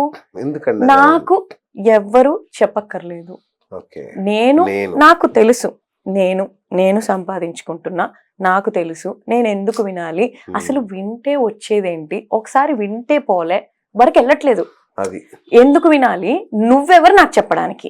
ఈ నువ్వెవరు నాకు చెప్పడానికి అనేది గర్వం అనే కాన్సెప్ట్ నుంచి ఇన్హిబిట్ అవుతుంది. సో ఇంపేషెన్స్ ఎప్పుడు వస్తుంది, నీకంటే నాకు ఎక్కువ తెలిసినప్పుడు నీ మాట వినేదేంటి. ఎంతమంది మనం చెప్పే మాటని అర్థం చేసుకునే దృక్పథంతో వింటారు, కొంతమందే అర్థం చేసుకోవడానికి వింటారు, ఆర్ కొన్నిసార్లే వింటారు, అన్నిసార్లు అర్థం చేసుకోవడానికి వింటారు. దాన్ని ఎలా తిప్పికొట్టాలి, నీకంటే నాకు ఎక్కువ తెలుసని నేను ప్రూవ్ చేసుకోవాలి. ఆ ప్రూవ్ చేసుకోవడం ఎలా ప్రూవ్ చేసుకోవాలి, నన్ను తప్పు లేదా నీకు తెలీదు అనటం భరించలేం మనం. ఆ టెండెన్సీ వల్ల నీకంటే నాకు ఎక్కువ తెలుసు, నాకంటే నీకు ఎక్కువ తెలుసు, ఈ social media influence or societal pressure వల్ల ఒకళ్ళకంటే ఒకళ్ళు ఎక్కువ తెలుసు అని ప్రూవింగ్ ద పాయింట్ లో అయిపోద్ది. ఎవరైతే ఇమోషనల్ మెచ్యూరిటీ సాధిస్తారో, ఇమోషనల్ మెచ్యూరిటీ అంటే అవతల వాళ్ళు ఒకటే వాదిస్తున్నారు అనుకోండి, ఒక పాయింట్ లో మనం నవ్వుకోగలగాలి. వీళ్ళకి ఇంకా మనం పాయింట్ ప్రూవ్ చేయలేము, అలాంటప్పుడు నవ్వేసి అవునా అనేసి వదిలే. మీరు ఎవ్రీ టైం ఏకీభవించక్కర్లేదు, ఏకీభవించకపోయినా కూడా చాలా సమర్థవంతంగా చాలా మెచ్యూర్డ్ గా కాన్వర్జేషన్ ని ముందుకు తీసుకెళ్ళొచ్చు. అది తీసుకెళ్ళగలగడానికి ఒక ఇమోషనల్ మెచ్యూరిటీ కావాలి. అది నవ్వి వదిలేయటము, లేకపోతే అవునా ఓకే నేను ఇలా అనుకున్నాను, మేబీ నేను తప్పై ఉండొచ్చు, ఆర్ మేబీ మీ ఎక్స్పీరియన్స్ మీకు ఇది చెప్పుండొచ్చు. ఇంత ఇమోషనల్ మెచ్యూరిటీ అందరిలో ఉండదు. అది రావాలంటే కూడా చాలా దెబ్బలు తగలాలి. ఆ దెబ్బలు తగలకపోవడం వల్ల ఇంపేషెన్స్ పెరిగిపోయి మనిషి అంటే మనిషి గిట్టకపోవడం, గిట్టకుండా నీతో నేను ఇది భరించాలా, నీతో మాట్లాడితేనే నాకు టార్చర్ గా ఉంది, so I better be alone, or నన్ను నేను ఒక బబుల్లో పెట్టుకుని లోన్లీనెస్, నేను హ్యాపీగా ఉన్నా, నేను ఒక్కదాన్ని ఉంటే హ్యాపీగా ఉన్నా, నేను నీకు అసలు చెప్పక్కర్లేదు, ఆర్ నీకు ప్రూవ్ చేయక్కర్లేదు. ఇప్పుడు సింగిల్ పేరెంట్స్ పెరగడానికి కూడా ఇదే కారణం అండి. అంతే కదా మోస్ట్లీ. బికాస్ ఒకటి physical torture or psychological torture కాని కేసెస్ లో ఏవైతే ఉంటాయో వాటిల్లో ఏముంటది, ఇంకా మెజారిటీ ఆఫ్ రీజన్ ఏంటంటే నీకు నేను చెప్పలేకపోతున్నా, నిన్ను నేను మార్చలేను. Because we are two strong individuals. ఏదైనా స్ట్రాంగ్ ఇండివిజువల్స్ అండి. ఒకప్పుడు మీరు చూస్తే చాలా వరకు ఇప్పుడు మదర్స్ కానీ అలా వాళ్ళకు ఒక ఒపీనియన్ లేక కాదు, బట్ ఇదొక ఒపీనియన్ ఇదొక ఒపీనియన్ అని ఈ రెండు ఒపీనియన్స్ తో కలిసి నడిచారు వాళ్ళు, ఆర్ వాళ్ళ బాటను మొత్తం ఇందులోకి తెచ్చేసుకుని నడిచారు. ఎందుకు? For the good of the family. నా ఒక్కదాన్ని కాదు ఇక్కడ, నేను ఎఫెక్ట్ అయితే, నేను సరిగ్గా ఉండకపోతే, నా మానసిక స్థితి సరిగ్గా ఉండకపోతే, ఆర్ మేమిద్దరం వాదులాడుకుంటూ ఉంటే పిల్లలు చూసి పెరిగే విధానం మారిపోతుంది. వాళ్ళు ఇదే చూసి నేర్చుకుంటున్నారు కాబట్టి I better approve your point, or నీతో నేను ఏకీభవిస్తాను, ఇక్కడతోటి ఇది అయిపోతుంది. అట్లీస్ట్ ఒక గొడవ ఉన్న వాతావరణం ఉండదు. బట్ ఎప్పుడైతే ఇద్దరు స్ట్రాంగ్ ఇండివిజువల్స్ ఉంటారో నీ పాయింట్ ప్రూవ్ చేయడానికి నువ్వు అరుస్తావు, నా పాయింట్ ప్రూవ్ చేయడానికి నేను అరుస్తాను, అరవటం ఇంకా అరుపు అనే ఒక డెసిబెల్ దాటిన తర్వాత ఏముంటది? చేయలేకపోతాం. సో ఆ చేయలేపిన తర్వాత ఇంకేముంటది? అంతే, ఇంకా అది డిజాస్టర్. సో అట్లా డిజాస్టర్స్ అవ్వకుండా ఉండాలి అంటే కూర్చుని ఈ డిజాస్టర్ లెవెల్ కి వెళ్ళని రిలేషన్షిప్ ఏది ఉండదు. అలా ఏదన్నా ఉందంటే దట్స్ అ బిగ్ ఫ్యాట్ లై. అదొక తెల్లని అబద్ధం, గ్యారంటీ. అది నమ్మే అబద్ధం కాదు. మీరు హీరోని చూపించండి, స్టార్ని చూపించండి, ఎవరైనా మీకు రోల్ మోడల్ ఏ ఇన్స్పైర్డ్ కపుల్ అయినా సరే ఉండొచ్చు, ఈ డెసిబెల్కి వెళ్ళని ఒక రిలేషన్షిప్ ఉండదు. కానీ వాళ్ళకి వీళ్ళకి తేడా ఏంటంటే అది జరిగిన తర్వాత కూర్చుని ఇన్ గుడ్ టైమ్స్ వాళ్ళు ఆలోచించుకుని ఉండొచ్చు. ఇది జరిగిందంటే ఎక్కడొచ్చిందో అది మనం కరెక్ట్ చేసుకుందాం. అక్కడికి ఈధర్ నువ్వు వెళ్ళొద్దు లేదా నేను వెళ్ళొద్దు, లేదా నువ్వు వెళ్ళినప్పుడు నేను వెళ్ళొద్దు, నేను వెళ్ళానా నువ్వు తగ్గిపో. ఈ ఈక్వేషన్ వీళ్ళు ఎప్పుడైతే సెట్ చేసుకుంటారో దాని పర్యవసానాలు ఆలోచించి, అంటే బియాండ్ దిస్ సిచ్యువేషన్ అన్నాను కదా, ఇది దాటి ఆలోచించుకుని వీళ్ళు మాట్లాడుకున్నప్పుడు దాన్ని సార్ట్ అవుట్ చేయగలుగుతారు. అలా ఇన్ఫాక్ట్ సార్ట్ అవుట్ చేసుకుని దాన్ని దాటి వెళ్ళినప్పుడే ఆ సక్సెస్ఫుల్ కపుల్ కి ఒక మీనింగ్ వచ్చినట్టు. ఎందుకంటే ఫర్ ఎవర్ అనే మీనింగ్ మారిపోయింది ఇప్పుడు, అసలు లేదు. ఫర్ ఎవర్ ఇస్ లైక్ అయిపోయింది. ఇప్పుడు ఒక రైటర్ మొన్న ఈ మధ్యన వచ్చిన మూవీ అనుకుంటా, లవ్ రెడ్డి మూవీలో ఒక చక్కని పాట, అంటే ఇదంతా అబద్ధమా, ఆ బంధం అబద్ధమా, ఆ సాంగ్ మీరు ఒకసారి వినండి. ఎంత ట్రూ మీనింగ్, ఎంత ఇంటెంట్ ఉందంటే అందులో. ఆల్ దీస్ ఈక్వేషన్స్ అవి అబద్ధాలు కాదు. వాళ్ళు ఆ టైంలో ఆ రిలేషన్షిప్, ఆ బంధం అలా గడపడం, అది ఏది అబద్ధం కాదు, అది మోసం కాదు. ఫ్రమ్ వన్స్ పర్స్పెక్టివ్ ఈయన మోసగాడైపోతాడు సడన్ గా, ఫ్రమ్ దిస్ పర్సన్స్ పర్స్పెక్టివ్ మోసగాడైపోతాడు. ఎందుకు? అప్పుడు వాళ్ళకున్న నీడ్ అది, ఇప్పుడు నీకున్న ఎక్స్పెక్టేషన్ ఇది. ఈ ఎక్స్పెక్టేషన్స్ మీట్ అవ్వవు, ఇంత గ్యాప్ ఉంటది మధ్యలో. దానివల్ల నువ్వు ఒక పేరు పెడతావు, ఆయన ఒక పేరు పెడతారు, చూసే జనాలు ఇంకొక పేరు పెడతారు. అయ్యో అయ్యో అయ్యో అనేసి మనం బాధపడిపోయాం కదా అందరం సమంత అండ్ నాగ చైతన్య ఇష్యూలో. వాళ్ళు ఆ మూమెంట్స్ ని ఎంజాయ్ చేశారు, వాళ్ళ ఈక్వేషన్ అలా ఉంది. ఈ ప్రతి ఒక్కళ్ళం ఇవాల్వ్ అయిపోతాం కదండి ఈక్వేషన్స్ లో. అంటే స్టార్టింగ్ లో ఇప్పుడు అరేంజ్ మ్యారేజ్ అనుకుందాం, ఫస్ట్ ఒక ఫేజ్ ఆఫ్ తెలుసుకోవడం ఉంటుంది, నాట్ ఈవెన్ ఫ్రెండ్షిప్. నువ్వేంటి నేనేంటి, ఆ కాన్ఫిడెన్స్ లెవెల్ ఏంటి, మన ఇద్దరి మధ్య ఉన్న కంఫర్ట్ జోన్ ఏంటి, అది తెలుసుకునే ఫేజ్. దెన్ ఫ్రెండ్షిప్ ఫేజ్ కి ఇవాల్వ్ అవుతాం. అంటే అరే ఇంటికి రాగానే ఇది చెప్పాలి, మీరు ఒక రూమ్ లో కూర్చుంటే ఒక జోక్ షేర్ చేసినప్పుడు మనకి నచ్చిన వాళ్ళ ఫేస్ చూస్తామంట, వాళ్ళు నవ్వారా లేదా అని. ఆ ఫేజ్ కి వెళ్తాం, అంటే వీళ్ళతో ఈ జోక్ షేర్ చేసుకోవాలి, వీళ్ళతో ఈ బాధ పంచుకోవాలి, వీళ్ళతో ఇలా అనుకున్నది పంచుకోవాలి అని. తర్వాత దెన్ మీన్ వైల్ ఒకవేళ ఎనీవేస్ ఇంటిమసీతో if they become parents, parental journey. So ఇందాక మనం అనుకున్నట్టు ప్రతి జర్నీలో కూడా పర్సన్ టు పర్సన్ కనెక్ట్ అవ్వడానికి కూడా ఒక పాయింట్ ఉంటుందండి. ఆ పాయింట్ నుంచి ఈధర్ ఇవాల్వ్ అవుతారు లేదా పడిపోతారు. అది ఒక్క పాయింటే అవ్వచ్చు. ఫర్ ఎగ్జాంపుల్ ఇప్పుడు నోయల్ అండ్ వాళ్ళ జర్నీలో కూడా చూస్తే ఆవిడ అబద్ధం నచ్చలేదు ఆవిడకి, ఆయన ఆవిడ్ని హ్యాపీ చేసి ఉండటానికి అబద్ధం చెప్పుండొచ్చు, అది ఆయన వ్యక్తిత్వం. బట్ ఓవర్ ద టైమ్ అది జరుగుంటే she would have laughed at it or smiled at it అని తీసుకునేవాళ్ళు. బట్ ఇనీషియల్ గా అది జరిగిపోయినప్పుడు అట్ వెరీ క్విక్ పేస్, అవతల వ్యక్తి గురించి తెలియనప్పుడే జరిగిపోయినప్పుడు అది ఆవిడకి అది ఒక బ్రేకింగ్ పాయింట్. చాలా మంది పేరెంట్స్ అయ్యాక వాళ్ళ జర్నీలో అరే ఈయన ఇంత మంచి ఫాదర్ అని నాకు ఎన్నో కేసెస్ ఉన్నాయండి అలా. ఈయన ఇంత మంచి ఫాదర్ అని నాకు తెలీదు, ఈయనలో ఫాదర్ యాంగిల్ చూసి నేను ఈయనతో లవ్ లో పడ్డాను. సో రిలేషన్ ఎప్పుడో స్టార్ట్ అయ్యి ఉండొచ్చు, లవ్ ఇప్పుడు స్టార్ట్ అయింది అంటే ఆ జర్నీకి ఒక ఫుల్ఫిల్లింగ్ స్టేజ్ వచ్చింది. అప్పుడు అక్కడ ఆ జర్నీ నిజంగా స్టార్ట్ అయింది.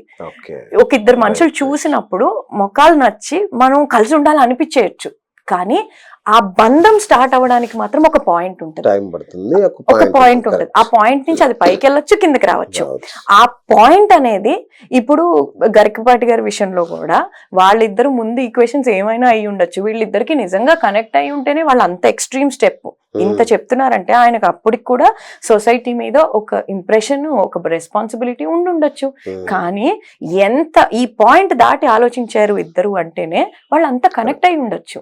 ఆ కనెక్ట్ అయినప్పుడు నువ్వు ఎన్ని హ్యాపీనెస్లు ఎంజాయ్ చేసి ఉంటావు, ఆ బంధం అంతా నిజమే అయిపోయింది అది. బట్ ఒక మనిషి ఎదుగుతూ, ఇప్పుడు మనం అనుకున్న ఫేజెస్ లో ఎదుగుతూ వెళ్ళారు. ఆ లవ్ ఫేజ్ నుంచి రెస్పాన్సిబిలిటీ ఫేజ్కి వెళ్ళాం. రెస్పాన్సిబిలిటీ ఫేజ్కి వెళ్ళినప్పుడు పిల్లలు పుట్టిన వీళ్ళకి ఇది ఇవ్వాలి, నేను ఒకటి నన్ను నేను ప్రూవ్ చేసుకోవాలి, వీళ్ళకి ఒక మంచి బిగినింగ్ ఇవ్వాలి, ఆర్ నా కెరియర్ నేను సెట్ చేసుకోవాలి, ఇవాల్వ్ అయ్యే స్టేజ్. ఈ ఇవాల్వ్ అయ్యే ఫేజ్ ఆబ్వియస్లీ పిల్లలు కొంచెం పెద్దోళ్ళు అయిన తర్వాతే వస్తుంది. సో ఇలా ఇవాల్వ్ అయ్యే ఫేజ్ లో మీకు అపార్థాలు వచ్చి ఉండొచ్చు. అంటే ఇద్దరు కలిసి ఇవాల్వ్ అయ్యారు ఈ స్టేజ్ కి. సో మనుషులు మారుతారు, ఇట్స్ నాట్ అబౌట్ ఎవరు తప్పు ఎవరు కరెక్ట్ అని ఏం లేదు. ఆ స్టేజ్ ఇవాల్వ్ అయినప్పుడు మనుషులు మారారు, ఈక్వేషన్స్ మారాయి. కలిసి ఉండాలనుకుంటే అదొక equation. If your soul mates ఎలాగోలా మనం ఫిట్ చేస్తాం. ఆ బండిని నీట్ గా గడపడానికి నీకేం కావాలి నాకేం కావాలి ఎలా సెట్ చేస్తాం. అది కుదరట్లేదు అనుకున్నప్పుడు విడిపోయారు. It was a mutual choice made. ఒక్కళ్ళు కలిపి పట్టలేరు, ఒక్కళ్ళే క్లాప్ కొట్టలేరు. So it's a mutual decision made. So people evolve అవుతారు, ఆ సందర్భాన్ని బట్టి మనుషులు మారిపోతారు. ఇప్పుడు కాబట్టి మంచోళ్ళు చెడ్డోళ్ళు అని మనం ముద్రలు వేయక్కర్లేదు, అంత అసలు ఎవరు వేయలేము. బికాస్ ఇప్పుడు రీసెంట్ గా కూడా మీరు చూస్తే నాగ చైతన్య శోభిత ఫోటో పోస్ట్ చేసి మై వైజాగ్ క్వీన్ అను ఆయన హార్ట్ఫుల్ గా ఆయనకు అనిపించింది. ఆయన మామూలుగానే ఎక్స్ప్రెస్ చేయరేమో, ఒక ఫోటో పెట్టుకోగానే ట్రోలింగ్ స్టార్ట్ అయిపోయింది. ఏమని నీకు ఎన్నిసార్లు క్వీన్ అనిపిస్తారు, ఎంతమంది ఇలా ఎన్నిసార్లు. అలా ఆ కమెంట్ పెట్టిన ప్రతి ఒక్క వ్యక్తి ఇద్దరు ముగ్గురు గురించి ఆయనకు అనిపించి ఉండొచ్చు. ఆయన ఇమోషనల్ అయ్యి పెట్టాడు, మీరు చూస్తున్నారు కాబట్టి ఆయన పెట్టాడు.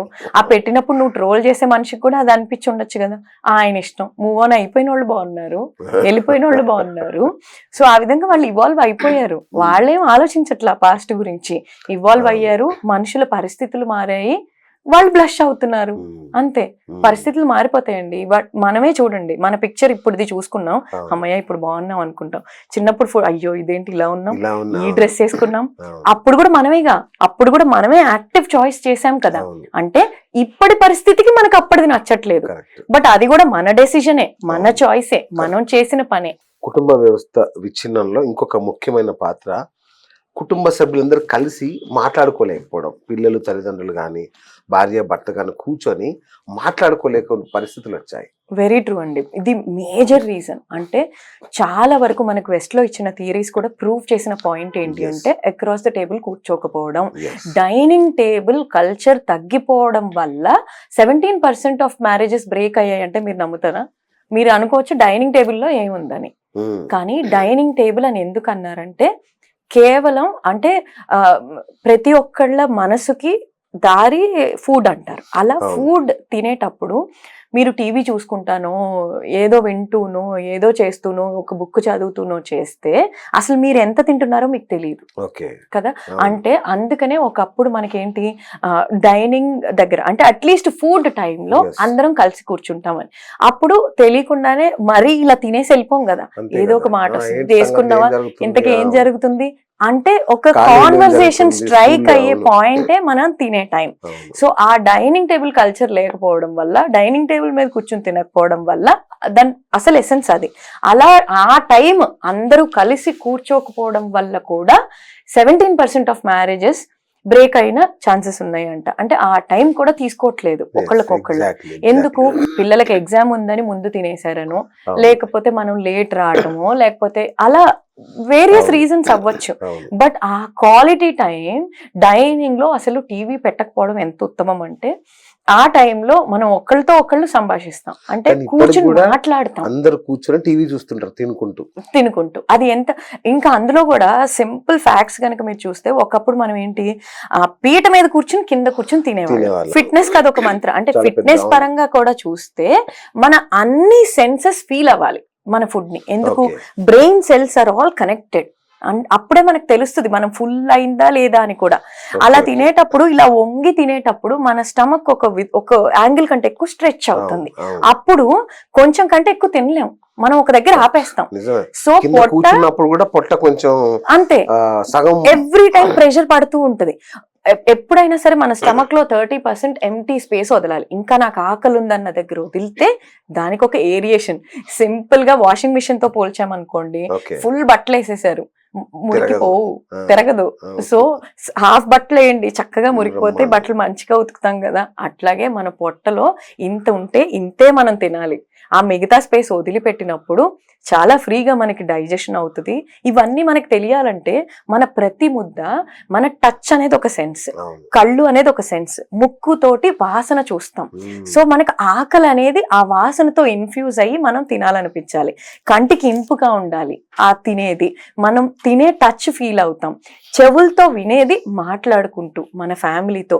సో ఇలా మనం తింటున్నప్పుడు అయినా సరే, అట్లీస్ట్ మన వాళ్ళతో గడిపినప్పుడు చాలా విషయాలు మనం సంభాషిస్తాం, అవును. చాలా విషయాలు మనసు విప్పి మాట్లాడతాం. బాగా. మనకి తెలియకుండానే మనం చాలా పంచుకుంటాం. అవును. పంచుకున్నప్పుడు 3 పోయినాయి ఇక్కడ. స్ట్రెస్ పోయింది, యాంగ్జైటీ పోయింది, అవును. డిప్రెషన్ పోయింది, బికాస్ బర్డెన్ ఫ్రీ అయింది. అవును. ఎందుకు అంటే పెద్దల గైడెన్స్ వస్తుంది అక్కడ. అవును. తెలియకుండానే మనం పిల్లలు చెప్పిన దాంట్లో ఎక్కడొక్కడ ఒక పాయింట్ వేస్తాం కదా, 100% ఇలా నానా ఇలా నానా అని చెప్పినప్పుడు మనం హెల్ప్ చేస్తాం. Exactly. గైడెన్స్ వచ్చేసింది అక్కడ, అవును. వాళ్ళ భారం దిగిపోయింది. నెక్స్ట్ కి ఒక లైన్, వాళ్ళకి ఒక క్లారిటీ ఉంది, ప్లస్ ఆధారపడాలి అనే ఒక నేచర్ వస్తుంది, అవును. ప్లస్ ఫ్యామిలీ టైం ఎంత ఇంపార్టెంట్ అనేది తెలుస్తుంది. కూర్చుని మాట్లాడుకున్నప్పుడు అసలు మనకి తెలిసిపోతే బయట వ్యక్తి నుంచి మనం తెలుసుకోక్కర్లేదు కదా. అవును. అవును. సో అది వెల్ ప్రూవన్ థియరీ అండి. నిజంగా అంటే ఒకరు చెప్పారు, చిరంజీవి ఏం తింటాడో చెప్తాం మనం, షారుఖ్ ఖాన్ ఏం తిన్నాడో చెప్తాం, కానీ జిమ్ కి వెళ్తున్నారు, మన అమ్మ నాన్న ఏం తింటారు, వాళ్ళకి ఏం కావాలి, వాళ్ళ టాబ్లెట్లు ఎప్పుడు వేసుకుంటారని మాత్రం తెలియదు మనకు మనకి. మన ఇంట్లోనే ఉంటారు. ఎందుకంటే మనం గమనించుకోవట్లేదు, మనం పట్టించుకోవట్లేదు. సో ఒక రీల్ చూసాను మొన్న, ఆ పిల్లోడు వాళ్ళ అమ్మ పిలిచే విధానం బట్టి, ఆ పిల్లోడు పేరు పిలవంగానే ఆ వైబ్ ఏంటో నాకు తెలుసా, కూరగాయలే కదా నేను తీసుకొస్తున్నా అంటాడు. ఆ వైబ్రేషన్ ఎంత బాగుంది అంటే అది చెప్పేస్తుంది వాళ్ళిద్దరు ఈక్వేషన్ ఎంత స్ట్రాంగ్ గా ఉంది అని. ఇప్పుడు ఇంత కాన్షియస్ గా ఉన్న వాళ్ళు రేపొద్దున మనం అప్బ్రింగింగ్ లో ఎందుకు ఇంపార్టెంట్ అంటే, అమ్మ టోన్ తో అర్థం చేసుకున్నాడు, రేపొద్దున వైఫ్ టోన్ తో అర్థం చేసుకుంటాడు, ఎంత హ్యాపీగా. సో సిస్టర్ టోన్ అమ్మనుతో సాన్నిహిత్యం అంటే వాడు ప్రతి స్త్రీని ప్రేమగా చూసుకుంటారు. వాళ్ళని వదలలేకపోతున్నారంటే నిన్ను కూడా వదలలేరు కదా రేపొద్దున. సో వాళ్ళ కోసం ఫైట్ చేయడంలో రీజన్ ఉంది కదా. సో వాళ్ళ కోసం మనం ఏ స్టెప్ అయినా వేయొచ్చు కదా. అది ఆలోచించి ఆ యాంగిల్, ఇంటెంట్ ఎప్పుడైతే మనం రూట్ చూస్తామో అప్పుడు ఇంకా అసలు ప్రాబ్లం కి సొల్యూషన్ దొరికినట్టే. ఇంకొక పాయింట్, చిన్న చిన్న విషయాలకు అలగడం, చాలా చిన్న విషయాలకు అలగడం, దూరంగా ఉండడం. అలగడం అనేది ఇంకా ఆబ్వియస్లీ పెంకితనం నుంచి రూట్ అయింది. పెంకితనం అనేది ఎప్పుడు వస్తుంది, మనం పెంచిన విధానం బట్టి, ఆర్ వాళ్ళ పెంపకంలో మనం ప్రతిదీ ఇచ్చి పెంచేసిన దాన్ని బట్టి. అలిగాము అనగానే పేరెంట్స్ ఏం చేస్తాం, తీసుకెళ్లి ఇచ్చేస్తాం. అయ్యో ఫోన్లో ఇచ్చేసి ఎందుకు బాధ పెడతాం, ఎందుకు ఏడిపడం, ఎందుకు పండగ రోజు అనగానే పండగ. మీరు ఒక బిహేవియర్ పిల్లల్లో కూడా మీరు అది గమనించండి, పండగ పూట ఖచ్చితంగా ఏదో ఒకటి మొండి చేస్తారు. ఎందుకు, పండగ రోజు చుట్టాలు వచ్చినప్పుడు. ఎందుకు అంటే వాళ్ళు చాలా స్మార్ట్, మనం కొత్త బట్టలు వేస్తున్నాం, లేకపోతే ఇంట్లో ఏదో సెలబ్రేషన్ జరుగుతుంది, ఇలా జరుగుతున్నప్పుడు ఏంటంటే వాళ్ళు నా మీద ఒక అటెన్షన్ కావాలి, నాకు అటెన్షన్ కావాలంటే నాకు ఏదో కావాలి, నాకు కావాల్సింది దొరకలేదు. ఎందుకు దొరకదు వాళ్ళకి ఆ రోజు? మేబీ మనం అందరికీ షేర్ చేయాల్సి రావటము, లేకపోతే మనం అందరికీ అక్కడ షేరింగ్ మిస్ అయిపోతున్నారు. అంటే నాకంటే ముందు అందరూ ఉన్నారు అనే ఒక పాయింట్ మిస్ అయిపోతున్నాం. కానీ మనం ఏం చేస్తాం, అమ్మో మనం అంత ప్రాణం పెట్టి పని చేస్తున్నాం కదా, సో వాళ్ళు ఏడవగానే ఇంకా అసలు మనం అల్లాడిపోతాం అనమాట. అల్లాడిపోయి వాళ్ళకి కావాల్సింది ఇచ్చేస్తాం. ఇచ్చినప్పుడు ఏంటి, రేపటి రోజు నేను ఏడవచ్చు, నేను ఏడ్చినప్పుడు వాళ్ళు ఇచ్చేస్తారు. మెయిన్ గా వీళ్ళు హర్ట్ అయ్యేది ఎక్కడ, నేను ఏడ్చినప్పుడు, నేను వీళ్ళతో మాట్లాడినప్పుడు వీళ్ళు హర్ట్ అయ్యారు. సో ఈ రెండు నేను మళ్ళీ చేస్తా, నాకు కావాల్సింది తీసుకుంటా. సో లైఫ్ అంతా నాకు కావాల్సింది వస్తుంది. రేపొద్దున నాకు కావాల్సింది రానప్పుడు నేను మొండిగా అయిపోతాను, నేను సో ఎక్స్ట్రీమ్ అదే స్టెప్స్ పద్ధతి వేసేస్తాను. ఆఫీస్ లో చేస్తారు, అదే పద్ధతి భర్తతో చేస్తారు. అయితే చిన్నప్పుడు వాళ్ళు మనకి ముద్దనిపించి మనం తీసుకుంటాం. ఎందుకు వైఫ్ తీసుకుంటది, ఎందుకు హస్బెండ్ తీసుకుంటాడు, ఎందుకు వాళ్ళ పిల్లలు తీసుకోవాలి? 2 times చూస్తారు, మా నాన్న ఇంత లైట్ తీసుకుంటాను, రెండో రోజు మా అలా ఎందుకు చులకన అవ్వాలి మీరు? అదే ఆఫీస్ లో చేసినప్పుడు పోతే పో నీతో మాట్లాడతాను, మొత్తం ఒక రిలేషన్ మొత్తం వదిలేస్తాం. నువ్వు మాట్లాడకపోతే నీకు నష్టం, మేబీ నీకు కొంచెం ఇన్ఫర్మేషన్ ఇవ్వను, ఎవరు కోల్పోతున్నాం? సో అలక వల్ల వచ్చే పర్యవసానాలు ఎప్పుడైతే మనం కూర్చోబెట్టి ఎక్స్ప్లెయిన్ చేస్తామో, పిలిచి నువ్వు అలిగినప్పుడు నిన్ను పిలిస్తే నువ్వు టాంట్రమ్స్ త్రో చేస్తావు అనేసి నీకు చెప్పలేక నేను అన్నకు మాత్రం ఈ విషయం షేర్ చేశా. ఈ గ్యాప్ లో నువ్వు ఇంత ఇన్ఫర్మేషన్ మిస్ అయ్యావు. అండ్ నీ పిక్చర్ చూసుకో, నువ్వు అక్కడ ఎంత బాగున్నావు, ఎంత క్యూట్ గా ఉన్నావు, ఇక్కడ ఎలా ఉన్నావు. సో నీకు జరిగిన అన్ని ఎఫెక్ట్స్ ని మీరు భూతద్దంలో పెట్టి చూపించినప్పుడు రెండోసారి అలగడం గురించి కూడా అలగాల, ఇప్పుడు ఇది అవసరమా, అలిగితే ఇన్ని డిఫెక్ట్స్ ఉన్నాయి నాకు అనేది అర్థమవుతుంది. అదే గనక మదర్ చీటికి మాటికి ఫాదర్ ఏదో తీసుకురాలేదని అలిగితే పిల్లలు డెఫినెట్లీ అలుగుతారు. ఇప్పుడు వాళ్ళిద్దరు అర్చుకోనివ్వండి, దట్ ఈస్ ఆర్గానిక్. దాపెట్టేసి రూమ్ లోకి వెళ్ళిపోయి మీరు అర్చుకున్నా కూడా వాళ్ళకి ఎలాగో తెలుస్తుంది, అది కూడా డ్రామాటిక్. మళ్ళీ లోపల మీరు ఇంత జాగ్రత్తగా అరుచుకొని బయటకు వచ్చి పిల్లల మీద చూపిస్తారు. ఎగ్జాక్ట్లీ, ఇది ఎందుకు వీకర్ బీయింగ్, వాళ్ళు ఏం అనలేరు, మనం వెనక్కి అనలేరు కాబట్టి వాళ్ళ మీద చూపించేయడం. రేపొద్దున వీళ్ళు కూడా నా పిల్లలు అనొచ్చు, నా స్పౌస్ అనొచ్చు, వీళ్ళు మనకి ఫ్రీగా దొరికారు. సో అంటే కొందరు ఆన్సర్ ఇచ్చేది కూడా ఇలా ఉంటుందండి, అది వింటే అసలు భలే ఎలా వీళ్ళని మార్చడం అనే ఒక ఆలోచన వస్తుంది. ఏంటంటే ఇప్పుడు ఇలా మీ అబ్బాయి నా మీద చెయ్యెత్తాడని వెళ్ళి చెప్పాం అనుకోండి, అమ్మ ఇది జరిగి ఉండొచ్చు, నువ్వు ఇలా అని ఉండొచ్చు, ఇది ఇలా జరిగి ఉండొచ్చు, హౌఎవర్ పిలిచి మందలించడమో ఇలా చేయకుండా వీళ్ళు ఏం చేస్తారు, అసలు మేమెన్ని దెబ్బలు తిన్నావు నీకు తెలుసా, ఏంటి అదేమన్నా కిరీటమా, అదేమన్నా ప్రెస్టేజా, అదేమన్నా అవార్డా, నీకు వచ్చిన అవార్డు మీ కోడలికి రావాలా, ఎందుకు రావాలి అంటే వాళ్ళు ఎక్కడో తప్పు చేశారు, ఇప్పుడు ఈ పిల్లలు ఎందుకు తప్పు చేయాలి, ఎవరిచ్చారు రైట్ వీళ్ళకి? అలా జరగకుండా ఉండాలంటే ఎక్కడ విచక్షణ కోల్పోతున్నారు అంటే లాజిక్ లేనప్పుడే కదా చేయలేస్తుంది. ఆ లాజిక్ డెవలప్ చేసుకోవాలి, లేదంటే అక్రాస్ ద టేబుల్ కూర్చొని మాట్లాడే విజ్ఞత ఎవరైతే వీళ్ళు వెళ్ళి కంప్లైంట్ చేశారో వాళ్ళ ముందే వీళ్ళు చెప్పగలగాలి. అది చెప్పలేకుండా ఇలాంటి చాలా జరుగుతాయి, మేము ఇవన్నీ చూడలేదు, మీరు పడండి, మీరు చెప్పుకోలేకపోయారు, మీరు పడండి. ఇప్పుడు జనరేషన్ ఎందుకు పడాలి? ఆ విజ్ఞతతో మనం పెంచి సెట్ చేయగలిగితే, అందుకనే అలా పడ్డప్పుడు ఎప్పుడైతే తల్లి ఓకే అనుకుని వచ్చేసి మళ్ళీ మాట్లాడినప్పుడు ఈ పిల్లోడు అది చూసినప్పుడు ఏమనుకుంటాడు, ఇంకా ఆబ్వియస్లీ పడొచ్చు అంటే మా నాన్న కొట్టాడు కాబట్టి నేను కూడా రేపు నా వైఫ్ని కొట్టచ్చు, షీల్ బి నార్మల్ అగైన్. రేపు పొద్దున్న లేకపోతే ఈయన అదే ఎగ్జాంపుల్ ఇస్తాడు, మా అమ్మ పడింది మళ్ళీ నార్మల్ అయిపోయింది అని. సో మనం చేసే ప్రతి పని, ఇప్పుడు సెలబ్రిటీస్ ని మనం నిందిస్తున్నామంటే వాళ్ళు మన కళ్ళల్లో ఉన్నందుకే నిందిస్తున్నాం. రేపొద్దున మన పిల్లలకి మనమే కదా సెలబ్రిటీస్, మనం ఇచ్చే ఎగ్జాంపులే కదా, మన మీద మరి ఇంత బాధ్యత ఉంది కదా. సో మనం అది ఒప్పుకోకూడదు, ఇది ఒప్పుకోకూడదు, వెంటనే మీరు ఓకే అయిపోవడం కూడా ఒప్పుకోకూడదు. ఇలా ఎందుకు జరిగిందంటే ఇది కాబట్టి మేము మాట్లాడుకున్నాం, కాబట్టి మేము సెట్ అయిపోయాం. ఇప్పుడు ఎప్పుడైనా మనం ఫైట్ చేసుకున్నాం, మీరు మళ్ళీ ఫ్రెండ్స్ అయిపోయారా అని పిల్లలు వచ్చి అడుగుతారు కదా, ఎందుకు అయ్యామంటే దిస్ వాజ్ ద ప్రాబ్లం, అది ఇలా సార్ట్ చేసుకున్నాం, ఇంకా ముందు ఇలా అవ్వకుండా అని తెలిసినప్పుడు ఓ అలా వచ్చారు అంతే తప్ప ఓకే రేపు అయింది కాబట్టి అమ్మ అడ్జస్ట్ అయింది కాబట్టి ఓకే అయిపోయింది అనకూడదు. అప్పుడు మనం అక్కడ జెండర్ ఇన్ఈక్వాలిటీ ఇస్తున్నాం. మనం పెంచటం మాత్రం ఇలా పెంచుతాము, సడన్ గా మాత్రం మనకి సొసైటీ మొత్తం ఇట్లా రీఫార్మ్డ్ పీపుల్ కావాలి. ఎట్లా? మనమే కదా రూట్స్ పెడుతున్నాము, మనం పెట్టిన రూట్ లోంచి చెట్టు వస్తుంది, ఆ చెట్టుకే పండు వస్తుంది. రూట్ నుంచి మారుద్దాం, మట్టి మారుద్దాం, నీళ్లు మారుద్దాం, ప్రతిదీ మార్చగలుగుతాం అప్పుడు. అట్లాగే ఆర్థిక విషయాలు అంటే అసలు ఆర్థిక విషయాలు ఒకరు చర్చించుకోకుండా ఆర్థిక స్వాతంత్రం ఒకటి కుటుంబ వ్యవస్థని బాగా దెబ్బతీస్తుంది. బాగా, ఇది మోస్ట్ ఇంపార్టెంట్ పాయింట్ అండి. ఇప్పుడున్న జనరేషన్ మోస్ట్లీ ఎఫెక్టెడ్ ఇదే రీజన్ వల్ల. ఎందుకు అంటే ఒకప్పుడు 1% earning in the family. So అది కూడా ఎలా అంటే అండి, ఆ జనరేషన్ మీరు చూస్తే ఆ జాబ్లు ఎలా వచ్చేవి, ఫస్ట్ 1000, సెకండ్ తర్వాత 2000, తర్వాత 3000, గ్రోత్ అనేది చాలా గ్రాడ్యువల్ గా జరిగింది. ఆ తర్వాత అప్పుడున్న మన ఫ్యామిలీ వ్యవస్థలో ఇప్పటికీ లక్కీలీ చాలా ఫ్యామిలీస్ ఉన్నాయి అలా. అంటే నా దగ్గర ఉన్న నా టీం మెంబర్ పిల్లోడే, నేను వాళ్ళ ఫ్యామిలీ చూసాను, వాళ్ళ మీద ఒక వీడియో కూడా చేశాను. ఏంటి అంటే ఇప్పటికీ వాళ్ళు 4 అన్నతమ్ములు, వాళ్ళ పెదనాన్నకి, అంటే వాళ్ళ నాన్నలు సంపాదించిందంతా తీసుకుని వెళ్ళి వాళ్ళ పెదనాన్న చేతిలో పెడతారు. అందరికి పిల్లలు ఉన్నారు, ఇద్దరు పిల్లలు ఉన్నారు, అందరూ 4 ఇళ్ళు లైన్ లో కట్టుకున్నారు, అందరూ పక్క పక్కనే ఉంటున్నారు. అంటే వాళ్ళకి ఎంత పెద్ద మనుషులు, లైక్ ఇమోషనల్ మెచ్యూరిటీ ఉంది, వాళ్ళు వాళ్ళ ఫ్యామిలీకి వాళ్ళు head of the family, still వాళ్ళు వెళ్ళి ఇస్తున్నారు. ఎందుకు? ఆ ఒక వ్యవస్థని వాళ్ళు ఫాలో చేస్తూ వస్తున్నారు. కానీ వాళ్ళకి ఏమైపోయిందంటే అలా గ్రాడ్యువల్ గా పెరిగినప్పుడు తీసుకెళ్లి అన్నకిచ్చినప్పుడు వీళ్ళకి ఒక జవాబుదారీతనం వచ్చింది. అంటే అన్న చేతిలో పెట్టినప్పుడు అన్న ఇదిగో నా జీతం పెరిగింది, అన్న శబాష్ అనడం.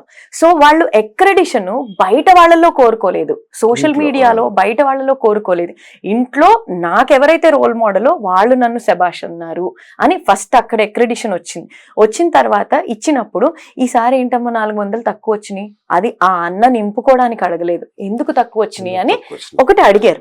అడిగినప్పుడు ఈయన నేను వెళ్ళలేదన్నా, ఎందుకు వెళ్ళలేదు, ఇలా అవునా ఈసారి అలా కాకుండా చూసుకో, ఎందుకు పడ్డాక జ్వరం వస్తుంది, ఇలాంటి చెప్పినప్పుడు అంటే ఒక జవాబుదారీతనం ఉంది, ఒక గైడెన్స్ మనం తీసుకుంటున్నాము. ఒక లైన్ లో ప్రతి ఒక్కళ్ళం మనకు ఒక దారి అవసరం. ఇప్పుడు ఐక్యాలో వెళ్ళేటప్పుడు ఇలా ఆరో మార్క్స్ వేస్తారు, అది లేకపోతే తప్పిపోతాం. ఎక్కడో అక్కడ ఐక్యాలో పనిచేసే వాళ్ళు అయినా సరే ఎప్పుడో అప్పుడు అది తీసుకోవాల్సి వస్తుంది. సో ఒక గైడెన్స్ లో మనం నడుస్తున్నప్పుడు చాలా చక్కగా ఒక స్ట్రక్చర్డ్ వేలో మీకు ఆలోచించే బర్డెన్ కొంచెం తగ్గింది కదా, ఆ తగ్గిన విధానం చాలా నచ్చి వాళ్ళు ఇప్పటికి సెపరేట్ అయిపోవచ్చు, కానీ అది నచ్చి వాళ్ళు ఉంచుకున్నారు. ఎందుకు? రేపొద్దున వాళ్ళు వాళ్ళ పిల్లల దగ్గర నుంచి అది ఎక్స్పెక్ట్ చేస్తున్నారు కాబట్టి అది వాళ్ళు అలా ఉంచుకున్నారు. సో అలా గైడెన్స్లు వచ్చేవి. తర్వాత గ్రాడ్యువల్ గా పెరిగినప్పుడు వాళ్ళ ప్లాన్స్ కానీ గర్వం లేకుండా, పెంకితనం లేకుండా, లేకపోతే నేను ఏదో సాధించేశానన్న ఫీలింగ్ సడన్ గా రాకుండా వీళ్ళంతా గ్రాడ్యువల్ గా గ్రో అయ్యారు. సో పేరెంట్స్ కూడా అదే అలవాటు ఉంది. ఇప్పుడు మీరు చూస్తే ఈ ఏఐ ప్రభావమో లేకపోతే ఇప్పుడు వచ్చిన చదువులో లేకపోతే సూపర్ స్మార్ట్ జనరేషన్ ప్రతిదీ ఇంత ఫాస్ట్ గా మారిపోతుంది. క్యాంపస్ ఇంటర్వ్యూలో ఉన్నప్పుడే పెద్ద పెద్ద ప్లేస్మెంట్లు వస్తున్నాయి, పెద్ద పెద్ద జీతాలు వస్తున్నాయి. సో ఆ జీతము వాళ్ళకి ఫైనాన్షియల్ స్టెబిలిటీ గానీ ఆ ఫైనాన్స్ ని ఏం చెయ్యాలి అని అనుకునే లోపల జీతం వచ్చి పడిపోతుంది. 50,000 అండి, 50,000 50,000 వెరీ లెస్. ఇప్పుడు మీరు క్యాంపస్ ఇంటర్వ్యూలో 50,000 వస్తే నాకు 50,000 రావడానికి 20 years పట్టింది. ఎగ్జాక్ట్లీ. సో మీకు ఆ గ్యాప్ తెలుసు, ఆ 50,000 ఎంత ఇంపార్టెంట్, ఎంత ప్రెషియస్ మీకు తెలుసు.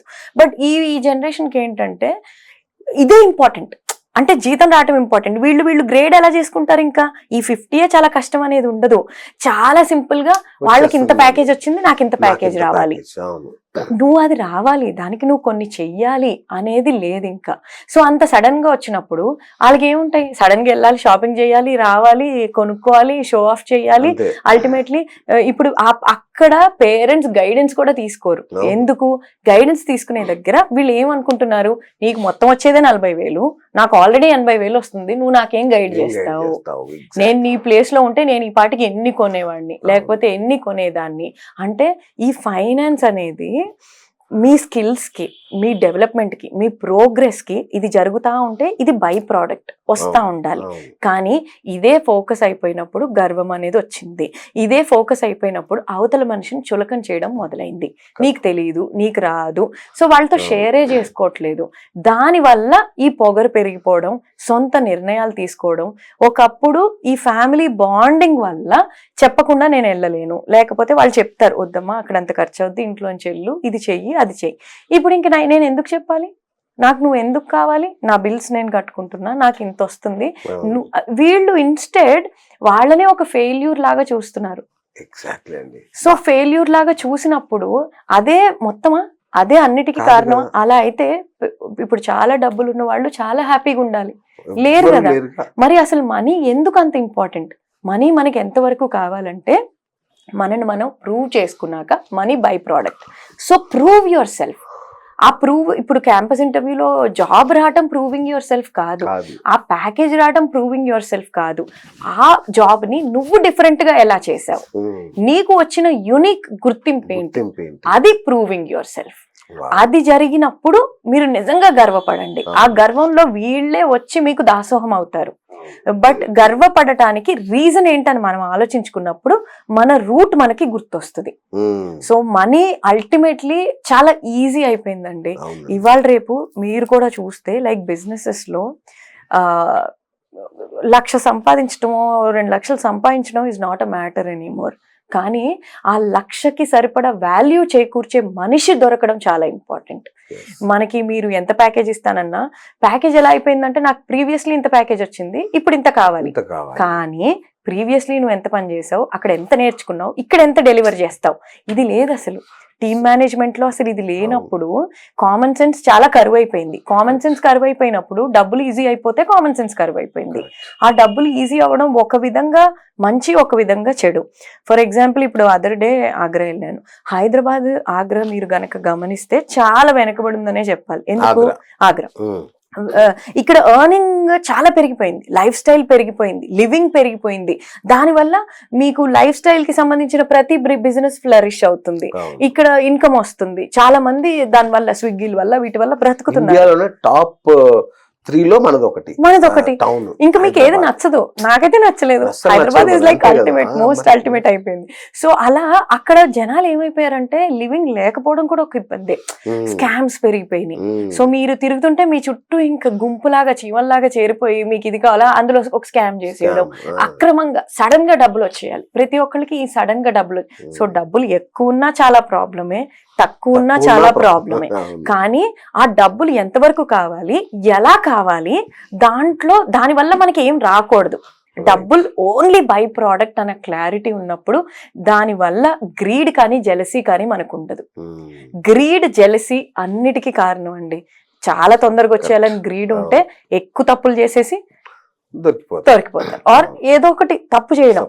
బట్ ఎప్పుడైతే కష్టపడి మన ఫోకస్ మీద పెడతామో, ఓన్లీ కష్టము మన ఫోకస్ మన ప్రోగ్రెస్ మీద ఉన్నప్పుడు అవి ఎలాగో వస్తుంటాయి. రైట్. అట్లాగే అండి, పెళ్ళి అంటే కూడా చాలా మందికి ఒక ఎవర్షన్ వచ్చేసింది. ఒంటరిగా ఉండడానికి ఇష్టపడుతున్నారు.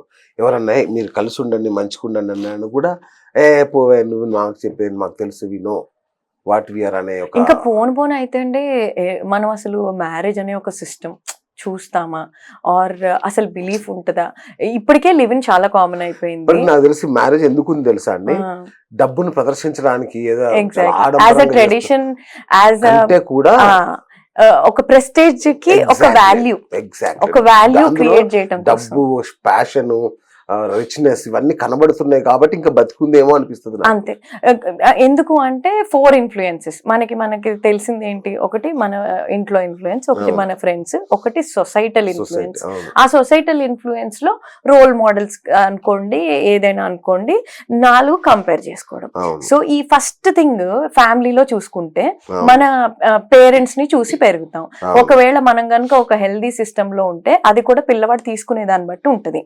వీళ్ళు ఎప్పుడు కొట్టుకుంటాను, నేను ఇలా కొట్టుకోకూడదు అనుకుని పెరగచ్చు, లేదా ఇలా గొడవలు అవుతే అసలు పెళ్లి చేసుకోకపోతే పీడబోద్ది అని పెరగచ్చు. ఎందుకంటే వాళ్ళని చూస్తూ పెరుగుతున్నారు కదా, పక్కింట్లో తన్నుకుంటుంటారు భార్య భర్తలు, ఇంట్లో అమ్మ నాన్న తన్నుకుంటారు. అండ్ మోస్ట్ ఆఫ్ దెమ్ లో కూడా వీళ్ళు పరికిస్తారు, అదే గమనిస్తారు. అంటే వీళ్ళిద్దరు హ్యాపీగా లేరు కానీ బయటకు వచ్చినప్పుడు హ్యాపీగా నటిస్తున్నారు. అంటే వాళ్ళు కూడా అంతే, అంటే ప్రతి ఒక్కళ్ళు ఇంతే. అంటే దీంట్లో ఒక డ్రామా ఉంది, అంటే జనాల కోసమే బతుకుతున్నారు, అంటే వీళ్ళంటూ వీళ్ళ సోల్ హ్యాపీనెస్ ఏం లేదు, వీళ్ళకి నచ్చిన పని వీళ్ళు చేయట్లేదు. అంటే పెళ్లి చేసుకుంటే సోల్ హ్యాపీనెస్ ఉండదు, మనకంటూ మనకు ఒక పీస్ ఉండదు అనుకుని నెక్స్ట్ వచ్చేసి ఫ్రెండ్స్ లో చూడటం, లేదా ఎవరైనా కంపేర్ చేసుకోవడం. ఆ కంపేర్ చేసుకున్నప్పుడు వీళ్ళు హ్యాపీగా ఉన్నారంటే పెళ్లి కాకపోవడం హ్యాపీ అనుకుంటారు. కానీ వాడు ఎన్ని పడుతున్నాడో మేబీ అది ఒకవేళ అడిగే వాళ్ళు లేరని ఎంత ఫీల్ అవుతున్నారు. ఇప్పుడు లైక్ మేబీ చిన్నప్పుడు ఎక్స్కర్షన్ కి వెళ్ళినప్పుడు ఎప్పుడు మేబీ ఫ్యామిలీ కాల్ కోసం నేను వెయిట్ చేశానేమో, బట్ ఫ్యామిలీ ఉన్న వాళ్ళందరికీ కాల్స్ వస్తుంటే వాళ్ళు తిట్టుకునేవాళ్ళు, బా మా అమ్మ మళ్ళీ ఫోన్. సో వాడికి ఆ బాధగా ఉంది. కానీ ఎంతమంది ఇలా ఉండొచ్చు, లైక్ ఒక కాల్ నన్ను కనుక్కునే వాళ్ళు కాల్ లేదు అనేసి. సో వాడి కష్టాలు నీతో చెప్పట్లేదు అంతే. How are you getting influenced is the main thing. తర్వాత ఈ సొసైటల్ ఇన్ఫ్లుయెన్స్. ఈ సొసైటల్ ఇన్ఫ్లుయెన్స్ లో చాలా నచ్చొచ్చు మనకి. Obama is a role model, right? ఇప్పుడు గరికపాటి గారు ఇన్ని చెప్తున్నారు, వైఫ్ ఎట్లా ఉండాలి, హస్బెండ్ ఎట్లా ఉండాలి, ఇన్ని చెప్పారు. ఇన్ని చెప్పినప్పుడు వాళ్ళకే ఇది లేనప్పుడు ఆయన చెప్పిందే వేస్ట్ అనేసుకుంటారు. నో, ఆ చెప్పింది ప్రొఫెషనల్ గా, ఇది ఆయన పర్సనల్ గా. ఆయన కూడా ఒక మనిషే అంతే. సో ఆయన కూడా ఒక మనిషే, ఆయన ప్రీచింగ్, ఆయన ప్రొఫెషన్. అంటే మీరు ఒక సాఫ్ట్వేర్ ఇంజనీర్, సాఫ్ట్వేర్ ఇంజనీర్ పని ఏంటి? కోడింగ్ రాయటం. వెళ్తారు, కోడింగ్ రాస్తారు, వస్తారు. అలా ఆయన ప్రొఫెషన్ లో మంచి బోధించడం ఆయన ప్రొఫెషన్, అది ప్రొఫెషన్. ఇప్పుడు గరికపాటి గారికి ఒక ఫేస్ లేదు, ఒక వాయిస్ అనుకోండి. బిగ్ బాస్ ఎందుకు ఎదురుగా కనిపించడు, వాయిస్ ఎందుకు? ఆయనలో కూడా మనం తప్పులు ఎత్తుకుతాం కాబట్టి. సో దేవుళ్ళు ఎందుకు మనకి డైరెక్ట్ గా కనిపించరు? ప్రతి ఒక్కటి మనం ఆపాదించుకున్న ఫిగర్స్ ఎందుకు దేవుళ్ళు ఎందుకు కొండ మీద ఉన్నారు ఇక్కడ ఉండకుండా అంటే మనం ఇలా చంపేస్తాం కోరికలతోటి లేకపోతే వీటితోటి. అలా ఒక ఫేస్ లేదు వాళ్ళకి. సో ఫేస్ ఉన్న వాళ్ళందరికీ ఒక పర్సనల్ లైఫ్ ఉంటదిగా. అందులో ఆయన ఒక మనిషేగా. ఆయన మొత్తం ప్రసంగం చేసి ఇంటికి వచ్చిన తర్వాత ఆకలేస్తుంది, బీపీ వచ్చింది, అరుస్తాడు మనిషి. ఇక్కడ తీసుకుని వెళ్ళి మీరు అక్కడ పెడితే, సో వంశీ చేసింది ప్రీచింగ్. ఎందుకు? ఆయనే క్లియర్ గా చెప్పాడు, నేను కొన్ని కాలేజీలకు వెళ్ళాను, చేశాను, నా బాగా డబ్బులు వచ్చినాయి, అది కంటిన్యూ అయ్యా. So that's a profession for him. ఆ ప్రొఫెషన్ లో మీరు మంచి ఎంతో అంతే తీసుకోండి. 4 చాక్లెట్స్ పెట్టున్నాయండి, మీకు నచ్చిన ఫ్లేవర్ తీసుకుని తింటారు కదా, నచ్చని ఫ్లేవర్ వదిలేస్తారు. సో ప్రొఫెషన్ లో ప్రీచింగ్ చేసేటప్పుడు కూడా నచ్చిన వర్డే తీసుకోండి. ఆ నచ్చింది ఎవరు చేశారు, వాళ్ళ చెయ్యి బాగాలేదనే వరకు మీరు వెళ్తే అది మన ప్రాబ్లం. ప్రపంచంలో ఏది మిగలదు, మనం ఏది చూడలేం, బ్రతకలేం, తినలేం. డాక్టర్ జబ్బు రావద్దు అన్నట్టుంది. ఉన్నట్టు ఆయన కూడా ఒక మనిషే కదా, ఉంటది కదా. సో మనం ఎందుకు ఆపాదించాలి?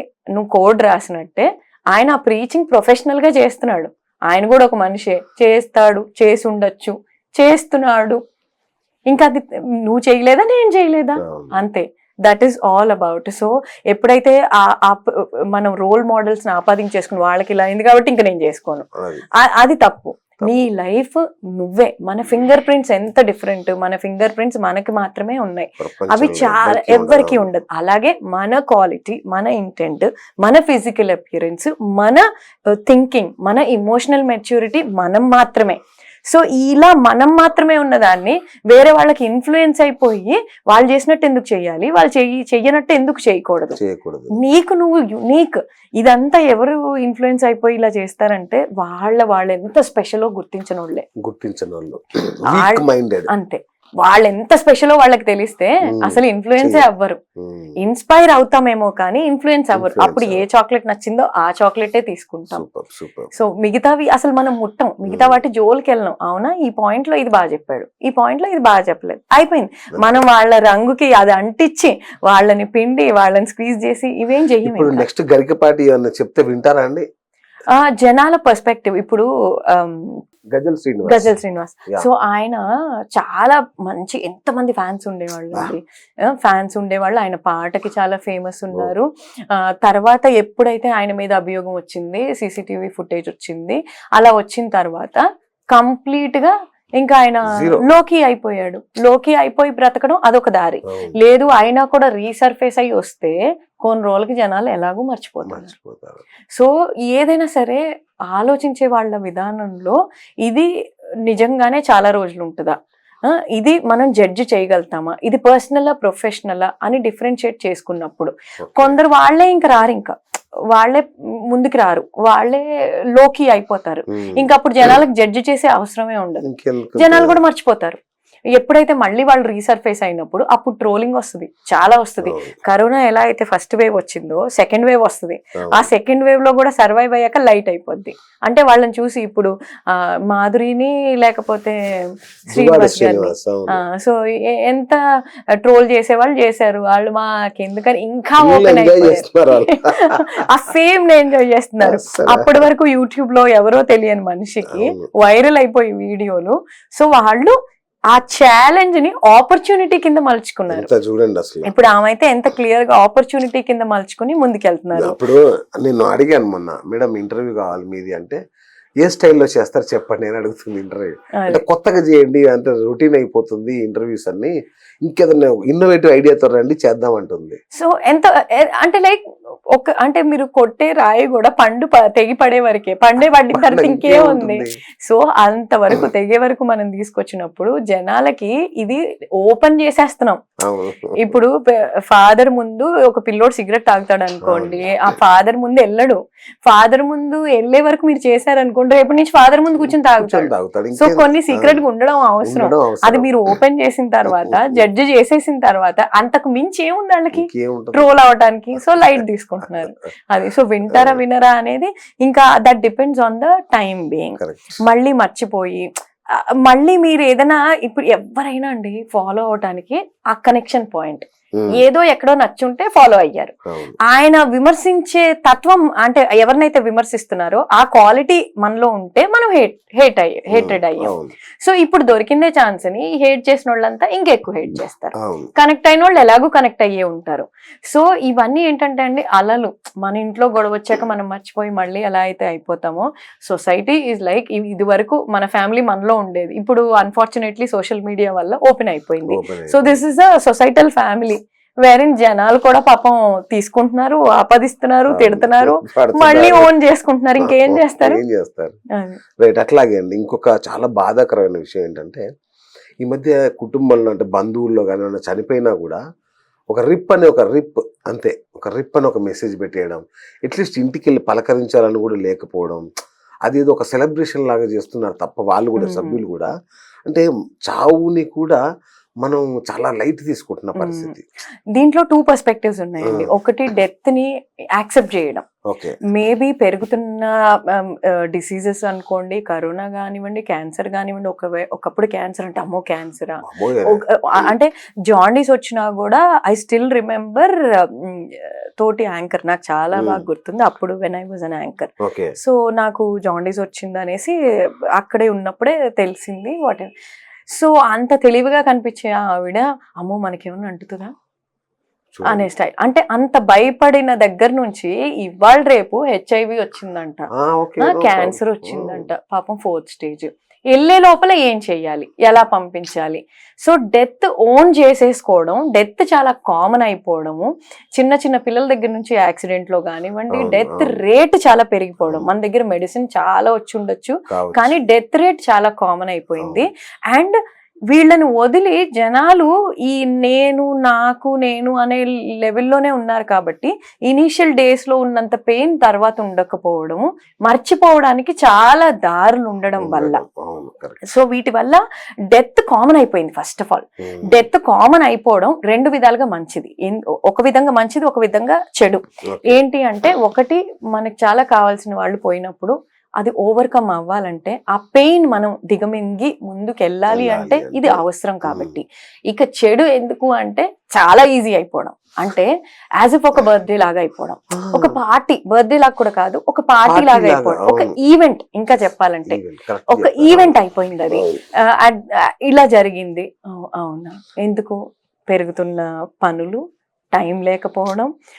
ఒకప్పుడు పెళ్ళికి కూడా ఒక సెలబ్రేషన్ ఎందుకు, 5 రోజుల పెళ్ళిళ్ళు ఎందుకు అంటే అది ఇప్పుడు మన సంపదని డిస్ప్లే చేసుకోవడం కోసం అవుతుంది. కానీ ఒకప్పుడు ఎందుకంటే చుట్టాలందరూ రావాలి, ఒక రోజు పసుపు కొట్టాలి, అక్కడ ఒక ఫన్ క్రియేట్ అవుతుంది, అందరూ కూర్చుని దాని గురించి మాట్లాడతారు, నెట్వర్క్ అది.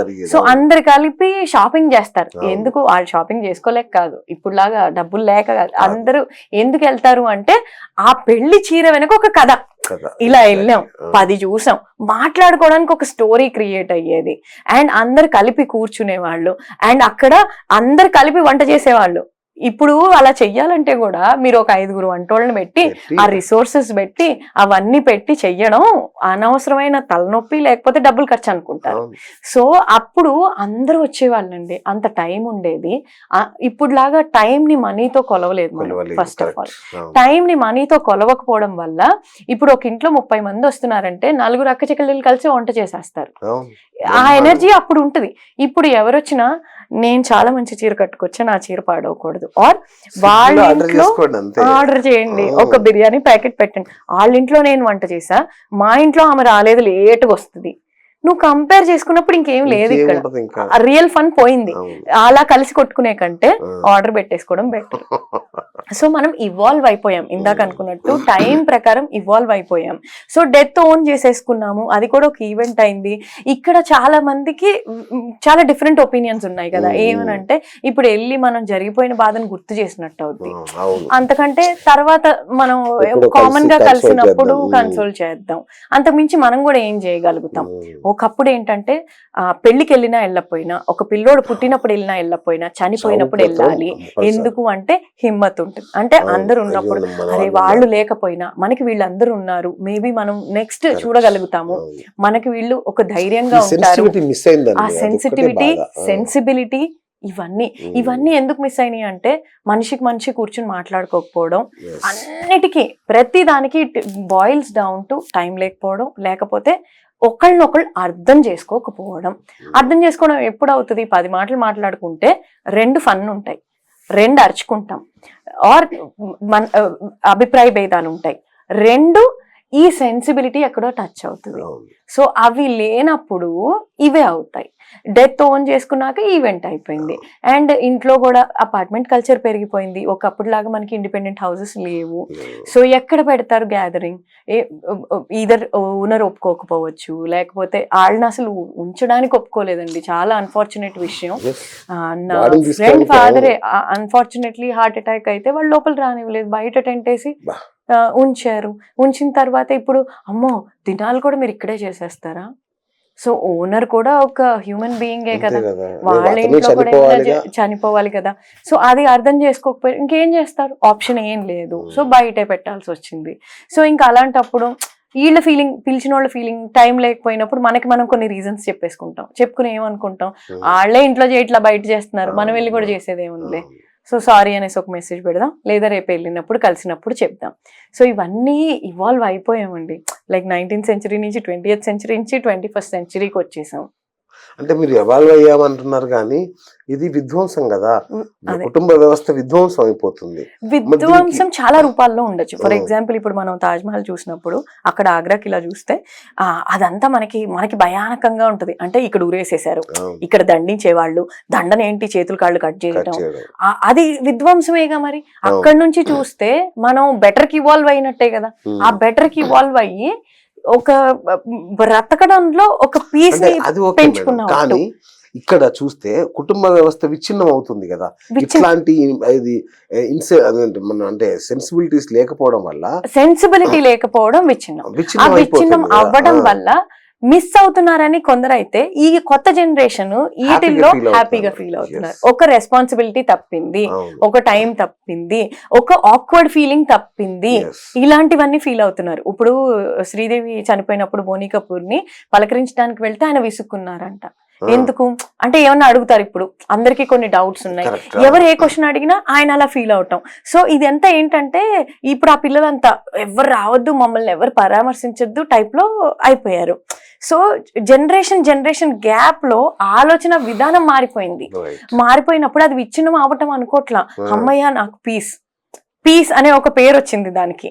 ఆ పీస్ మేము తెచ్చుకున్నాం. సమాజ పరంగా ఆలోచిస్తే, సామాజిక పరంగా కూడా కాలాన్ని బట్టి మారుతూ వెళ్లే దాంట్లో కలిసిపోయినాయండి.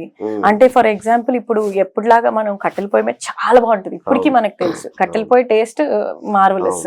కానీ మనం ఎందుకు కట్టెల పొయ్యి చేయలేకపోతున్నాం? ఆ పొగ వస్తుంది, ఆ పొగ వస్తే మన ఫాల్ సీలింగ్ పాడైపోద్ది, లేకపోతే గోడలన్నీ మురికి పట్టిపోతాయి. సో మన అవసరాన్ని బట్టి మన మైండ్ ని మనం కుదించేసుకున్నాం, దిగజారిపోతాం. మన ఎక్స్పెక్టేషన్ మనం చేయగలిగిన కూడా మనం దించుకుంటాం అనమాట. అట్లా సామాజిక పరంగా కూడా అది మారుతున్న పరిస్థితులకు అనుగుణంగా అవే సెట్ చేసుకుంటూ వెళ్ళిపోతున్నాయి. మనం చేయగలిగింది కూడా పెద్ద ఏమి. ఇప్పుడు ఒకప్పుడు పిల్లలు కనడం ఆపండి అనేవాళ్ళు, ఆ తర్వాత ఆపడం సింగిల్ పిల్లకి ఆపేశారు, మొత్తానికి 1 hour నన్నుకు వచ్చేసారు. అలాంటిది ఇప్పుడు అసలు వద్దు, పెళ్ళే వద్దు అనే స్థితికి వచ్చారు.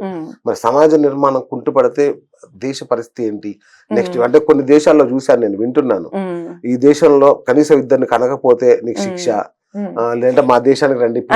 ఇప్పుడు స్విస్ లో కూడా ఒక విలేజ్ ఉంటుంది, మీరు వెళ్ళి అక్కడ ఉంటే వాళ్ళ ఇంటి అల్లుడికి చేసిన మర్యాదలన్నీ చేసి మీకు చక్కగా ఉద్యోగం ఇచ్చి మీకు అన్ని కావాల్సిన అన్ని సమకూర్చి, ప్లస్ మీరు ఒకవేళ పిల్లల్ని కంటే ఒక్కో పిల్లోడికి ఇంత నెలకి ఇచ్చి మీకు వాళ్ళకి ఫ్రీ ఎడ్యుకేషన్ ఇచ్చి ఎందుకు ఇలాంటివే మనం మెల్లగా వెస్టర్నైజ్ అయ్యాం కదా, మనకి ఇప్పుడు చూస్తున్నాం. ఇప్పుడు వాళ్ళు ఎప్పుడు అయిపోయి అలా కుంటు పడిపోయి మళ్ళీ వాళ్ళు పెంచుకునే వ్యవస్థకు వచ్చారు.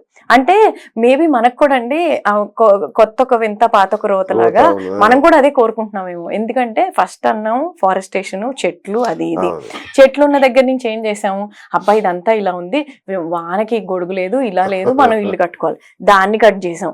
కట్ చేసిన తర్వాత ఒక రీల్ ఉంటుంది అనమాట, ఎలా ఏప్ నుంచి మనం సివిలైజ్ అయ్యాము, సివిలైజ్ అయ్యి కాంక్రీట్ జంగల్ చేసుకున్నాము, మళ్ళీ కాంక్రీట్ జంగల్ నుంచి మళ్ళీ మనం చెట్లు, గ్రీన్ లివింగ్ ఇవన్నీ చెప్తున్నాం. అంటే మనమే కదా ఇదంతా జర్నీ కూడా, మన ఫోర్ ఫాదర్స్, మన పేరెంట్స్, మనం అంటే జనరేషన్ కి ఇలా రావటం మేబీ ఇది నేచర్ పెట్టిన రూలేనేమో అనుకుంటున్నాం. తిరగాల్సిందే, తిరుగుతున్నాం కూడా కదా. మనమేం అతీతంగా ఇంకేం చేయలేకపోతున్నాం. మహా అయితే మన పరిధిలో ఉన్నంత వరకు మనం ఎఫెక్ట్ అవ్వకుండా మనం ఎందుకు చేస్తున్నాము, ఎసెన్స్ ఏంటి, మనం చేస్తున్న మోటివ్ ఏంటి, ఈ క్లారిటీ ఆఫ్ థాట్ తోటి వెళ్ళగలిగితే ఆ విఘ్నత ఉన్నోళ్ళు కూడా హ్యాపీగా ఉండలేరండి. అన్ని క్లియర్ గా చూసేటప్పుడు కూడా హ్యాపీగా ఉండలేరు. సో ఆ సైకిల్లో ఫ్లో అవటం తప్ప మన పరంగా మనం ఆ పని చెయ్యకుండా ఉండటం. మనకు వీలైంది ఏంటంటే మేబీ ఓపెన్ గా ఇలా జరిగింది కదా, అప్పుడు మేము వస్తే ఇలా అని మనం అనుకున్నది లోపల తొక్కేసుకోకుండా వాళ్ళతో ఒక మాట పంచుకుంటే ఇద్దరికి క్లియర్ గా ఉంటది. అది మేబీ మనం చేయగలిగే ఒక ఫైనల్ గా ఫైనల్ గా అంటే చెప్పదలుచుకుంటే, మొదట్లో మనం అనుకున్నట్టుగా నేను నా అని కాకుండా మేము మనం అనే భావన మళ్ళొక్కసారి కనుక వస్తేనే అది రావాలంటే కూడా అండి it drops down to jealousy. ఇప్పుడు మీరు చూస్తే అందరూ బాగుండాలి, అందులో నేను ఉండాలి అంటారు. అలా చెప్పే ఎంతమంది ఒక థియరీ ఏం చెప్పారంటే 18% ఆఫ్ పీపుల్ అంట మాత్రమే ఇది కోరుకుంటారంట. ఆ పీపుల్ లో కూడా ఎప్పటి వరకు చూడగలుగుతారంటే మనకంటే కొంచెం తక్కువ ఉన్నంత వరకు బాగుంటారంట. ఇంకోటి ఆ తక్కువ ఉన్న వాళ్ళతోటి వీళ్ళు బాగుంటారంట. మీరు చాలా రిచ్ పీపుల్ ని చూస్తే వాళ్ళు పెళ్లిళ్ళు చాలా క్లోజ్ నిట్ సర్కిల్లోనే చేసుకుంటారు. వాళ్ళు ఎందుకు మనలా తెలిసిన ప్రతి 1000 మందికి ఇచ్చేసుకుని మన సర్కిల్లో ఉన్న వాళ్ళు ఎందుకు అంటే, వాళ్ళు పెరిగే కొద్దీ వాళ్ళు ఎవరిని జనాలని వదులుకోరండి. వీళ్ళతో పాటు జర్నీ స్టార్ట్ చేస్తారు కదా, వీళ్ళు ఎప్పుడైతే స్టెప్ ఉంటారో వీళ్ళందరూ కూడా అందరు బాగుండాలని కోరుకున్నోళ్లే. కానీ వీళ్ళు అలా ఎప్పటి వరకు కోరుకుంటారు, వీళ్ళకంటే తక్కువ ఉన్న వాళ్ళతో వీళ్ళు సూపర్ గా ఉంటారు, వీళ్ళకంటే ఎక్కువ ఉన్న వాళ్ళతో వీళ్ళే అవాయిడ్ చేయడం స్టార్ట్ చేస్తారు. ఎందుకు స్టార్ట్ చేస్తారు, ఒకటి వాళ్ళని చూడలేక, దానికి వాళ్ళు వేరే వేరే వంకలు పెడతారు. ఏమని పెడతారు, అబ్బాయి ఇప్పుడు ఆ షో ఆఫ్ చూడాలి, వాళ్ళు షో ఆఫ్ చెయ్యరు, నీకు అవే కనిపిస్తాయి ఎందుకంటే నీ దగ్గర లేదు కాబట్టి. సో ఏదో ఒక రూపంలో వాళ్ళని చూడలేక వీళ్ళు అవాయిడ్ చేయడం స్టార్ట్ చేస్తారు. అది జెలసీ వల్ల అవ్వచ్చు, లేదా అన్నెసెసరీ కంపారిజన్ అవుతుంది. వెళ్ళి మనం ఆ స్థాయికి వెళ్ళలేనప్పుడు అన్నట్టు ఈ 2 రీజన్స్. అందరూ జెలసీ అనను, కొందరు అది అందుకోలేక, కొందరు జెలసీ తోటి అవాయిడ్ చేస్తారు. మాక్సిమం వాళ్ళతో కాంటాక్ట్ లోకి రావడం అవాయిడ్ చేస్తారు. సో వాళ్ళు ఇంకేమని చేస్తారు, వాళ్ళ బిజీలో వాళ్ళు ఉంటారు కదా, అలా మెల్లమెల్లగా వాళ్ళు వెళ్ళిపోతా ఉంటారు, వీళ్ళు కిందకి వెళ్ళిపోతా ఉంటారు. వీళ్ళు ఆ సర్కిల్లోకి వీళ్ళే వెళ్ళలేరు. సో అలా వీళ్ళు కూడా వీళ్ళకంటే కింద ఉన్న వాళ్ళతోటి బాగుండగలుగుతారు, వాళ్ళకంటే పైన ఉన్న వాళ్ళతోటి ఎప్పుడైతే వాళ్ళు అలా ఉండగలుగుతారో ఇంకా వాళ్ళ లైఫ్ లో అల్టిమేట్ ని సాధించినట్టే. అంటే ఆ ఇమోషనల్ మెచ్యూరిటీ ఉన్నట్టే. అందుకనే ఎదిగే కొద్దీ ఒదిగి ఉండడం అన్నిటికీ సొల్యూషన్ అండి. అంబానీ గారు మనల్ని ఎవరిని పిలవలేదు కదండి పెళ్లికి, అందుకే పిలవరండి. ఎందుకంటే వాళ్ళు ఎందుకు ఏడుస్తారని కాదు, ఆ ఓపెన్నెస్ లేకపోతే నా అనే మనిషిని వాళ్ళు ఎలా కనుక్కోవాలి మీరు చెప్పండి. ఒక రీజన్ ఒకటి ఎలా కనుక్కోవాలి. ఇప్పుడు సైఫ్ అలీ ఖాన్ పిల్లల దాడి విషయమే తీసుకుందాం. ఎలా కనుక్కుంటారు, ఇప్పుడు అంత సెక్యూర్డ్ గా ఉన్న అపార్ట్మెంట్ లోకి ఒక దొంగ ఎలా చొరబడ్డాడు అంటే, ఈధర్ ఆ అపార్ట్మెంట్ లో ఉన్న సెక్యూరిటీ గార్డో ఆ ఇంట్లో పనిచేస్తున్న పని వాళ్ళు ఎవరో ఒకటి ఎక్కడో ఒక హింట్ అయితే ఉంటుంది. అది వాళ్ళు అనుకుని ఇలా చెయ్యాలనేసి, ఈ టైంకి మా సార్ ఉండరు, ఈ టైంకి పిల్లలు ఇక్కడ ఉంటారని చెడు జరగాలని చెప్పకపోవచ్చు, కానీ వాళ్ళ loose mind or loose talk వల్ల ఎక్కడో వీళ్ళు ఓపెన్ అయిపోయి ఉండొచ్చు. అలా ఓపెన్ అవ్వడం ఇంకొకళ్ళు అడ్వాంటేజ్ తీసుకున్నారు. సో వాళ్ళకి ఎంత సెక్యూరిటీ ఇష్యూ. సో ఎందుకు చేస్తారు అంటే వాళ్ళకు ఉండే కష్టాలు వాళ్ళకు ఉన్నాయి. మన పరిధిలో మనకి ఇన్ని కష్టాలు ఉన్నప్పుడు వాళ్ళకి ఎన్ని కష్టాలు, అవి వాళ్ళు అన్ని చెప్పకపోవచ్చు, చెప్పలేకపోవచ్చు. ఆ విధంగా ఎక్కడికక్కడ కట్ అయిపోద్దండి. సో అందరూ బాగుండాలి అనుకునేవి అంతా పై మాట.